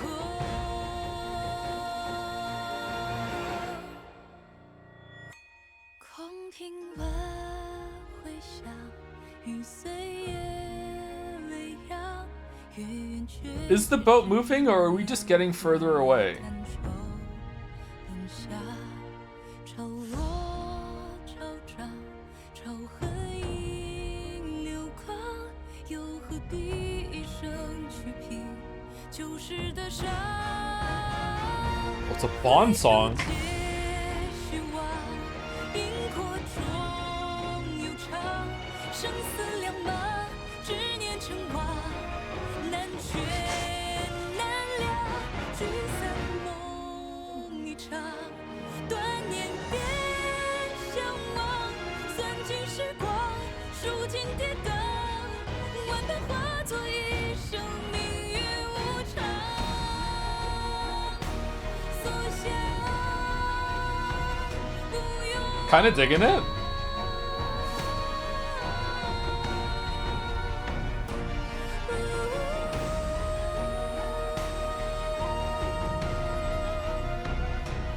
落雨倾诉回响，莫彷徨。 Oh, that was just 2024. Wow. Okay, now we're in 2025.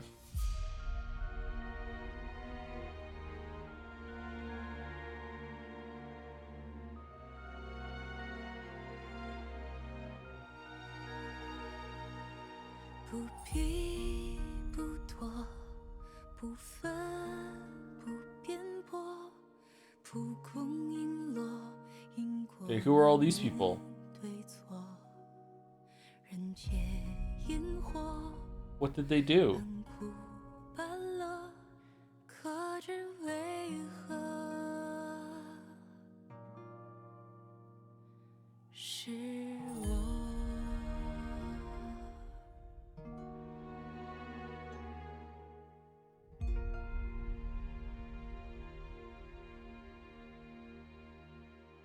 Dev cheerleaders.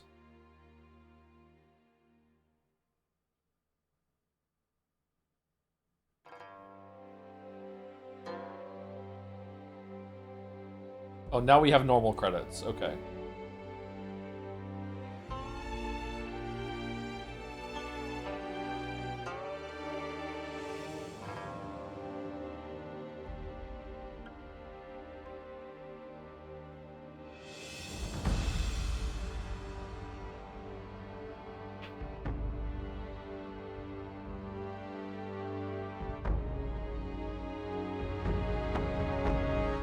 Western names normal? No, that they're structured in a way that shows what they did,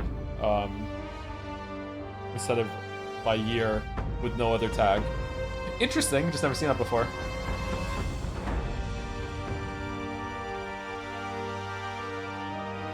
Ben Star was the panda, yeah.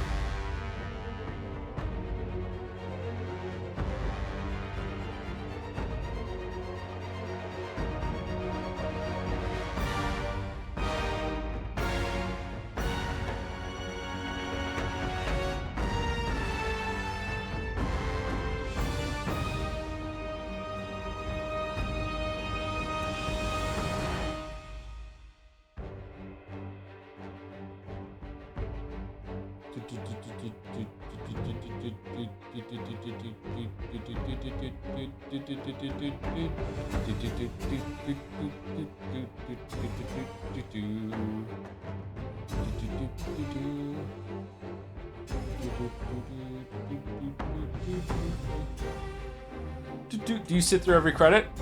Sometimes. It depends. Can I skip?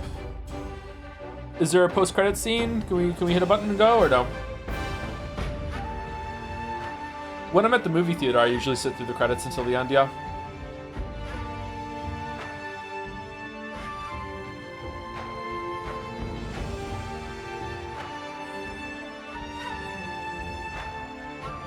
Why? I don't know. I don't like to leave with the rest of the rush of people, so I just let everyone leave, and then I can just take my time leaving afterwards. When I'm watching a movie at home, I don't usually watch the credits.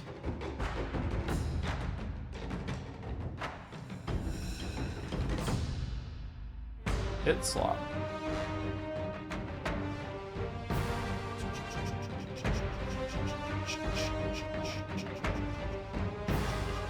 Saving game. Please do not turn off the game. Okay, I'll try not to.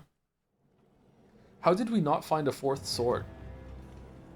Wuchang Fallen Feathers. There we go, we did it. Okay. Is there a new game plus? Causality Reversal. This is the new game plus, I'm guessing? 30 hours it took us. By starting a new challenge, you'll be unable to return your current save file. Are you certain? Yeah, sure.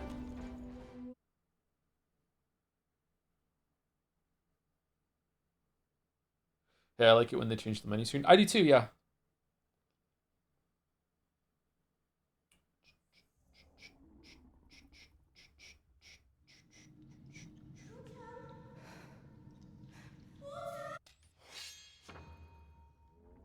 Upon activating causality reversal, you'll carry over your equipment level Red Mercury and purchase into a new run where enemies will grow stronger and battles become more challenging.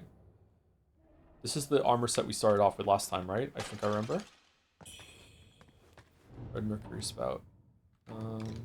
Yeah, we didn't use all of our Red Mercury stuff, did we? Yeah, so we could have leveled up a hell of a lot more for the end of the battle. Okay, we still have everything. Obsessions armor. Wait, what? We can dress up as the hot one? I mean the gross one? Yo, whoa! She looks different wearing that than the other one did. Oh, damn.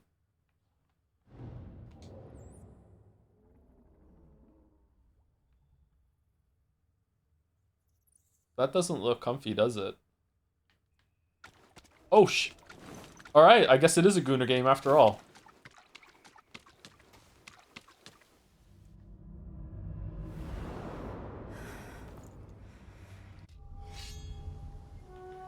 What? What do you mean? Alright.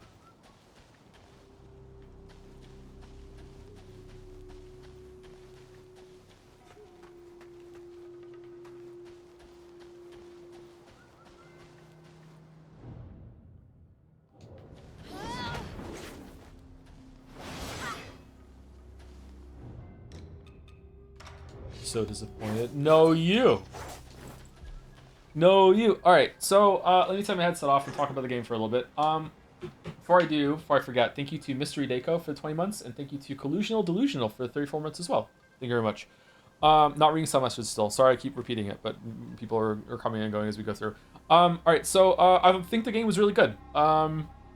Liza P is still better for me, but if I played this before Liza P, maybe I feel differently. I feel like Liza P and Stellar Blade are still better than this for non-FromSoft Souls-likes, because the boss combat is a lot more structured, a lot more in your face. The enemy stays more locked onto you, and there's more of a trading and actually proving that you... Sorry, like trading like deflections for opening moves, like finding openings to attack them, stuff like that. I feel like there's a lot more structure in the battles than that, and I really enjoy that. It feels a lot more like Sekiro.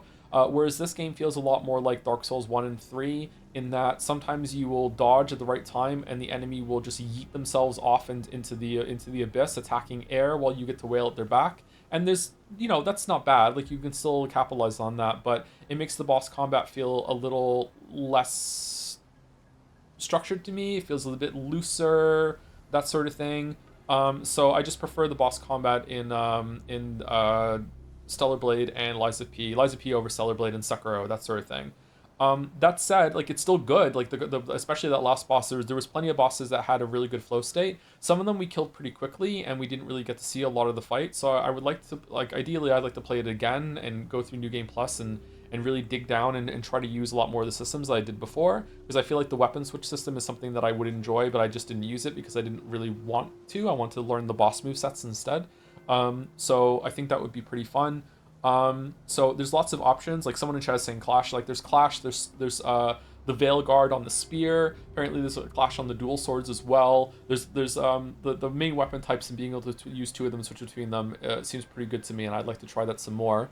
Level design was definitely a highlight. Level design was really, really great. World design was okay. I went into this hearing that the world design was the best part, but no, it's not. It's the level design. The world design does have some moments of linking back, but really it was more like 3 central hubs that all interweave together.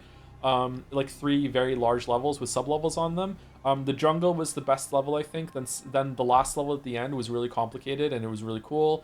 I would have liked some more visual variety in the levels, but it wasn't bad. It just wasn't great.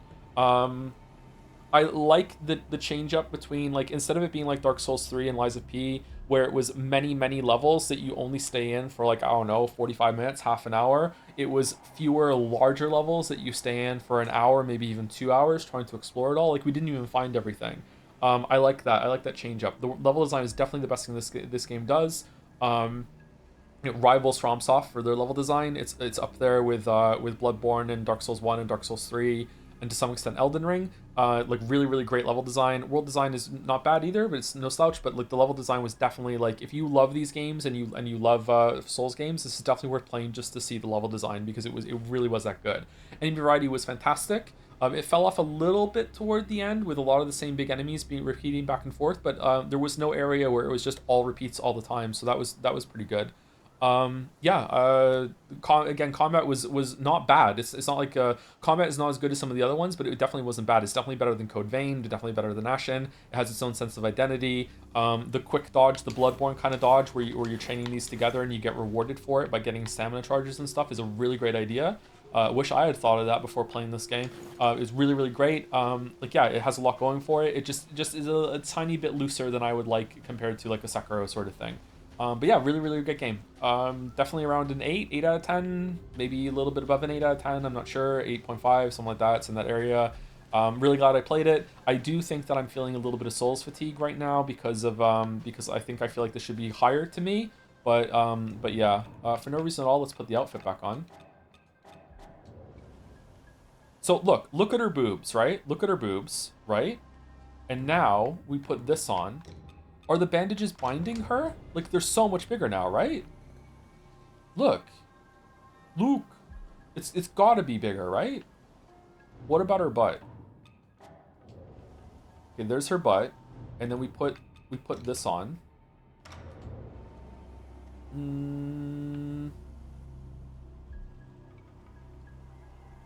Little Hulkenberg is a treat. Nah, her butt's the same. Her boobs are definitely bigger when she puts that thing on. Let's put the Mad Doctor outfit on again. Ghost Warrior sandals. What's the Ghost Warrior? Oh, right. Okay.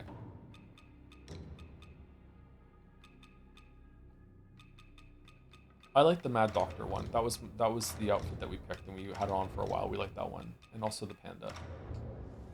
There we go. This is what Wuchang looks like to me. I like the flowy cape that she has on. It's really cool. Do you think they would randomly just change the model for that though? My guess is that it's part of the clothes updating. When they make the clothes fit, they have to do some tweaks to the model when you put them on, right? In order to, so there's no clipping with any of the outfits or anything like that. So my guess is that when they do it, they just change the model and it's updating it a little bit. It's not like they're putting clothes on the model. They're just updating what's being shown. Maybe, I don't know. I don't know how they would do it. Maybe there's multiple ways to do it. Not sure. Plan on playing Kazan eventually? Yeah, we'll play Kazan eventually, but not next. Tomorrow we're gonna do 007, and then after that, I don't know. We'll see. I don't know how long that's gonna take.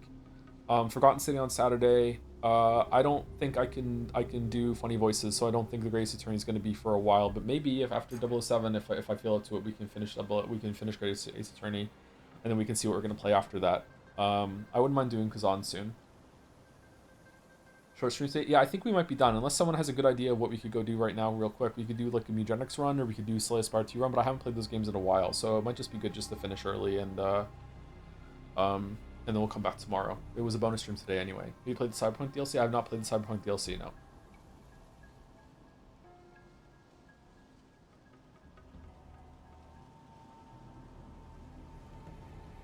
Was there a special end boss like Stellar Blade? I don't think so, no. Kingdom Come Deliverance 2. I'm not pivoting over to Kingdom Come Deliverance 2 after playing this for 3 hours, sorry, no. Thank you for the bits, Zorgox, and thank you for the resub, 16 months rhyme scheme. Thank you. Lily Mugenics. I haven't played Mugenics in ages though, so it's been months. So I think maybe that's a bad idea actually. Slay the Spire 2 you can. I haven't played Slay the Spire 2 for like 10 patches. Special end boss is Demon Obsession. She's very easy to mess. Yeah, that was the hardest boss. Easily the hardest boss was Demon Obsession. She was extremely difficult. I liked how she could weave her moves together, but there just wasn't enough opportunities IMO for punishing. I hate it when a game has the enemy go up in the air and stay up in the air and you can't get them for like 10, 20 seconds. And then as soon as they land, you don't even get a chance to hit them, or you get like 1R1 and that's it, and they're already swinging themselves into another attack. I hate when games do that. It's really irritating. Like I don't think there should always be like after the boss gets an attack, you get to attack them back. I don't think it has to be like that. I think there is definitely room in the design space for you finding openings between their combos and everything like that. But specifically when a boss has a huge attack that makes it so you can't attack them for a very long time, at the end of that, you should be able to get at least some appreciable amount of damage as a trade-off for dodging everything that they have. That's what I think. Was white-haired old guy beaten? Yeah, I think I beat all the bosses. I don't think we missed any.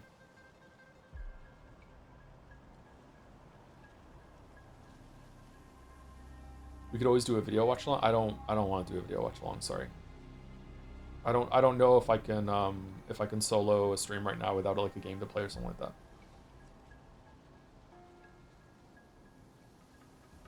God of War Ragnarok was fucking awful for getting punished for using special attacks since the animations are so long. But that's when you're locking into an attack and you get damaged. Yeah, I don't like that either. It's irritating. So one of the reasons why I criticized the original God of War is that the Santa Monica Studio seemed to understand that, and they made it so that most bosses would be staggered whenever you use your special abilities. But then every so often the boss would be like, nah, I'm just not getting staggered, and now you're gonna die. So it made it feel like it was a dice roll every single time you use your long animations if you're gonna take damage during it. It was really irritating. I think in the video I theorized that there was like a queuing of certain abilities that the enemies can do, and if they queue two in a row in a specific way, they can't be staggered anymore because there was no real rhyme or reason to it. There were plenty of times that the boss did X move, and sometimes they could be staggered and sometimes they couldn't. It was just completely random. Staggers are a lot more consistent in Ragnarok. Yeah, I think I noticed that, yeah. But you also have a lot more tools to get stuns and stuff in Ragnarok. You can use the blue move, right? The shield thing. I think that you could shield bash more in that, yeah. Ragnarok was really good. I liked it a lot. Are you excited for 007? I'm as excited to play it as I can be excited about playing a video game right now, yeah. I'm looking forward to it. Did Nikki Jakey like it? I know he was looking forward to that game. Did he come out and say that he enjoyed it or no? For Birger.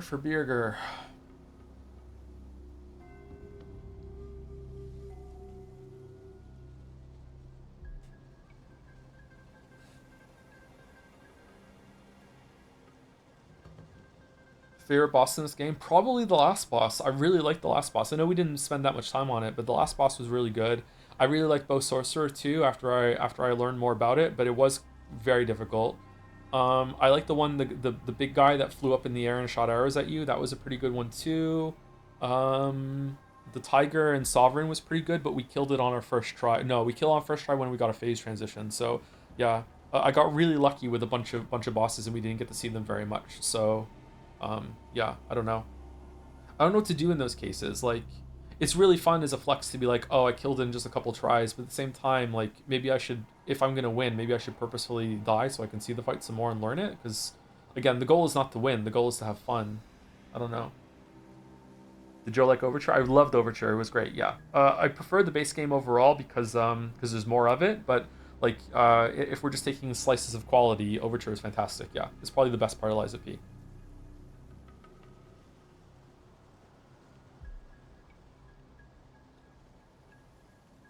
Let's do a video watch along of Liza P for the video for the second time. Or third time. How many times have we gone through that video? Shit, I can't remember. Marcariona's peak, I agree, yeah. Any thoughts on when Pathologic 3 might be in the future? No thoughts on it right now, sorry. It's going to be a while.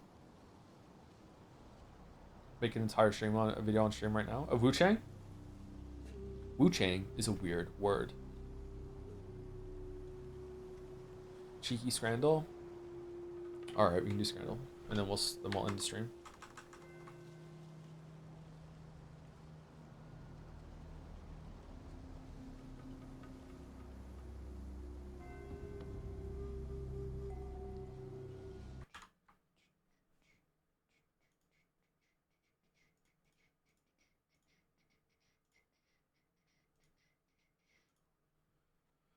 Okay, Scrandle. For those who scran after, which one's better here? Pie, chips, and gravy, pint of Banks Amber not included, so it's just this, versus chicken, chips, and cheese. Okay. I enjoy a pie. This pie looks like it could be good. These chips look decent. The gravy looks okay. It's twice the price pretty much, though. This chicken looks good. Everything else on here does not look good. Even the fork doesn't look good. I don't like this. I don't like lettuce is alright, not my favorite. These look real bad. This looks good though. I'm going pie. Okay. So now we're starting. So if you don't know Scrandle, Scrandle is the game where you have to guess which food got the highest I would eat that on Twitter when it was shown independently. These have not been shown side by side before. They've only been shown on their own, and you have to think of like how many people would say, yeah, I would eat it. Or it was good quality, good value scran. All right, let's see. Chicharrones with lime salsa, salsa verde, and a beer, 11.30 versus hot dog free with admission. Okay, the thing on the right looks absolutely disgusting, and it's been massacred after that, so I'm going left. Yeah, that's about right. This doesn't look great to me either, but yeah. Hot dog and a beer versus curry goat and chips. Okay, the thing on the right looks incredible. And I don't think I've ever had goat before, and I would still eat the thing on the right. That looks awesome. The thing on the left does not look good at all. Hot dog and a beer. Oh, it's €2, £2 for a beer? Is that... What is this? Is this egg? I'm going right. Yeah, okay. Chicken tenders and fries with andalou sauce versus onion rings with ketchup and banana peppers. I love onion rings. I can't have them anymore though because they're not gluten-free. Oh, this is a tough one. That's quite a lot of onion rings for only £2.65. The thing on the chicken on the left looks really, really good. I'm not a big fan of that sauce, but I would try it, and the chips look pretty good. Is it? Yeah, it is. That's like what? 1, 2, 3, 4, 5, 6, 7, 8. One of them's nuts. Like 10 onion rings with banana peppers on the right. Like that's a decent portion of onion rings for $2.65. Chicken is usually the second ultimate scran behind burger.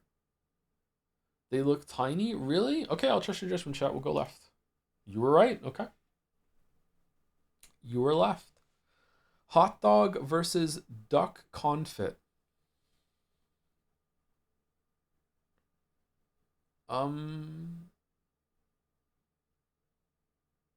What did the hot dog get again? The hot dog got what, like 20 something? This looks disgusting. Left looks kind of disgusting too. If you learn how to make onion rings, you can make them gluten-free. It's not too tough once you get the hang of it. Yeah, I know there's a lot of ways that I can like bread and batter stuff gluten-free with gluten-free flour, but I'm just really, really lazy. I don't have a brain that can cook lately. It's kind of a problem. I don't know what to do here. Right looks actually gross. Maybe it tastes good, but it looks really, really gross. Left is a crime. I it's still got to be right, right? Like this is like the fucking cheese slices with the ketchup and the big chunky onion, and the hot dog doesn't look like it's been properly right. Yeah, okay. All right. Holy shit. Okay. Seasoned curly fries, bacon chive aioli, and a side of brisket marmalade. That shits? What? 1565 versus tandoori chicken wrap with masala fries. You get both of these for not. Holy shit, man. Those look amazing. Steak pie with chips and mushy peas, 550 versus loaded crab fries, 1865. Okay, I don't partake of the crab. Is crab expensive? It is, isn't it? Crab, like seafood that isn't fish, is fairly expensive. Like lobster and crab is kind of expensive, right? So, loaded crab is this good value? I hate mushy peas. The chips look okay. The pie looks like it might be all right. Everything on the left looks kind of reheated to me. I don't know. I'm feeling the loaded crab fries. It was loaded crab fries. Okay, all right. Pizza 3. Helmet nachos. Huh. Where are the nachos? Are they in the room with us right now? I think £3 for that pizza. That pizza looks decent. It's cheap. Versus £15. Like the helmet, you get to keep the helmet. It's kind of aura, but that looks like it's just a bunch of bullshit, to be honest. I'm going left and I'm gonna regret. Oh, it's Wales. No, the Welsh can't cook. Oh, fuck. Oh no. Like you think this might be bacon around the pepperoni, but it might actually be cut up fucking tomato skins for just no reason whatsoever. Brother, you're Welsh. Yeah, that's how I know.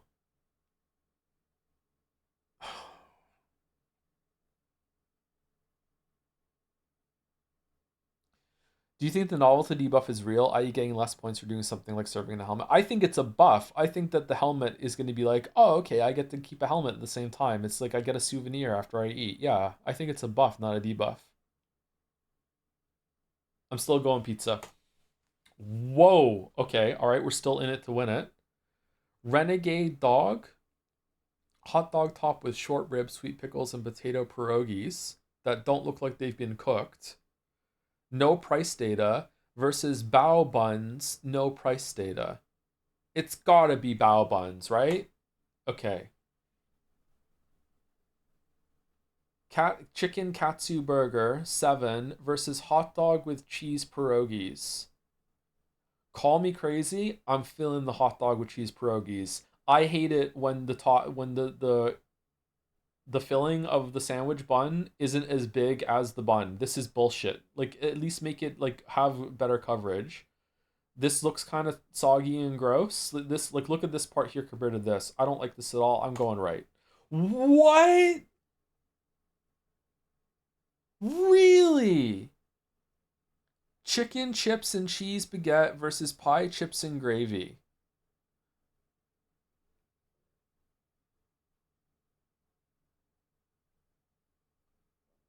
I think the baguette. It's a bit cheaper. It looks fun. Right looks like it's been burnt and they're trying to hide it with the gravy. The gravy looks sublime. It does look like good gravy. I'm with you, Errol, but I feel like the pie looks a little too well done here. The chip, if it was just chips and gravy, the pie's bringing it down. Huh? Look, what is the dimensions of this pie, by the way? Look up here, right? And then how does it keep going all this way? What is it? Is this AI pie? What the? Huh? Is it a long pie? I'm going baguette. Yes. 9 out of 10 Scran. Still kind of got it. 8 out of 10 community average. All right, we did it. We did it. I thought we were gonna get a perfect scran there for a second, but no. No. This is crazy. Why? It's cheaper. What? Wait, I don't remember seeing the hand that well with the Canadian flag in the background. Are we getting different pictures? Oh, why are they so zoomed in? When we're looking at the this is one of the most delicious looking things I have ever seen on Scrandle, by the way. These look absolutely incredible. I would love to eat these. These look so good. Oh my god. I'm hungry. Really? This was better than that. What did the helmet get? 41%. Okay.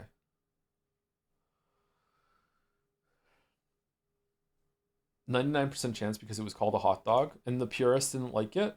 Hot dog with cheese pierogies. Like a chopped up hot dog is still a hot dog. I feel like you got robbed out of 10 out of 10. Yeah, should we just give ourselves a 10 out of 10? Do do do do do. I wonder if Scrandle Dev has ever been tempted to fudge a number when Twitter was so obviously wrong about a take.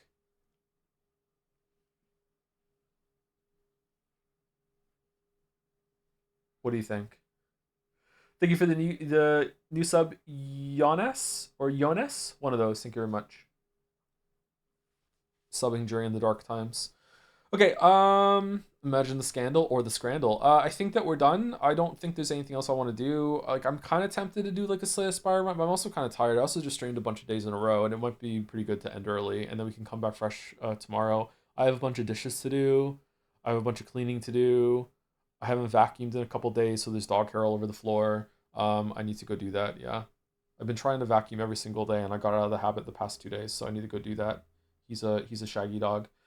Maybe break freshly for 007. Yeah, so we're gonna come back and start 007 tomorrow. I'll try and get it downloaded in time, hopefully. Maybe I'll do a test tonight and see. Is it a demanding game visually, graphically, or is it okay? Anybody played it and no, or no? And is anyone live from the community that we can raid or no? It's a bit demanding. Okay.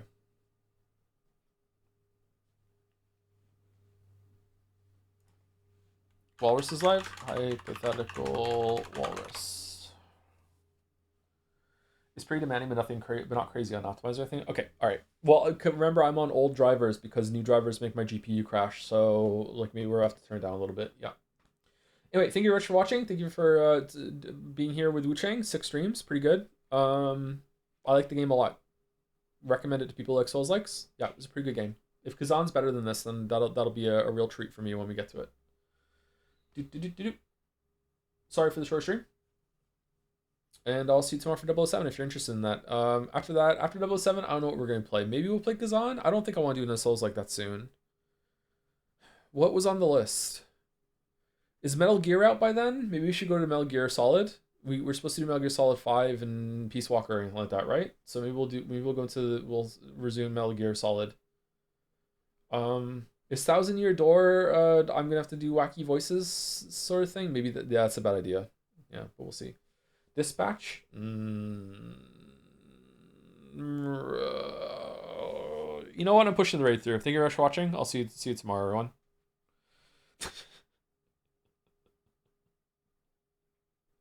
Peace Walker is end of August, and also the end of August, yeah.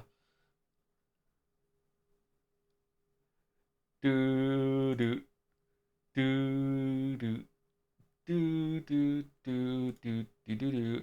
Anyway, anyone watching on YouTube or anything, please let me know if the chat window is too small. I think it might be too small. I think I might have to make it a little bit bigger. And if you want it in a different place, let me know too. I have to reinstall the plugin and everything and set it up again, so it's kind of a reset for that. So let me know in the comments if you get here. See you later. Bye-bye.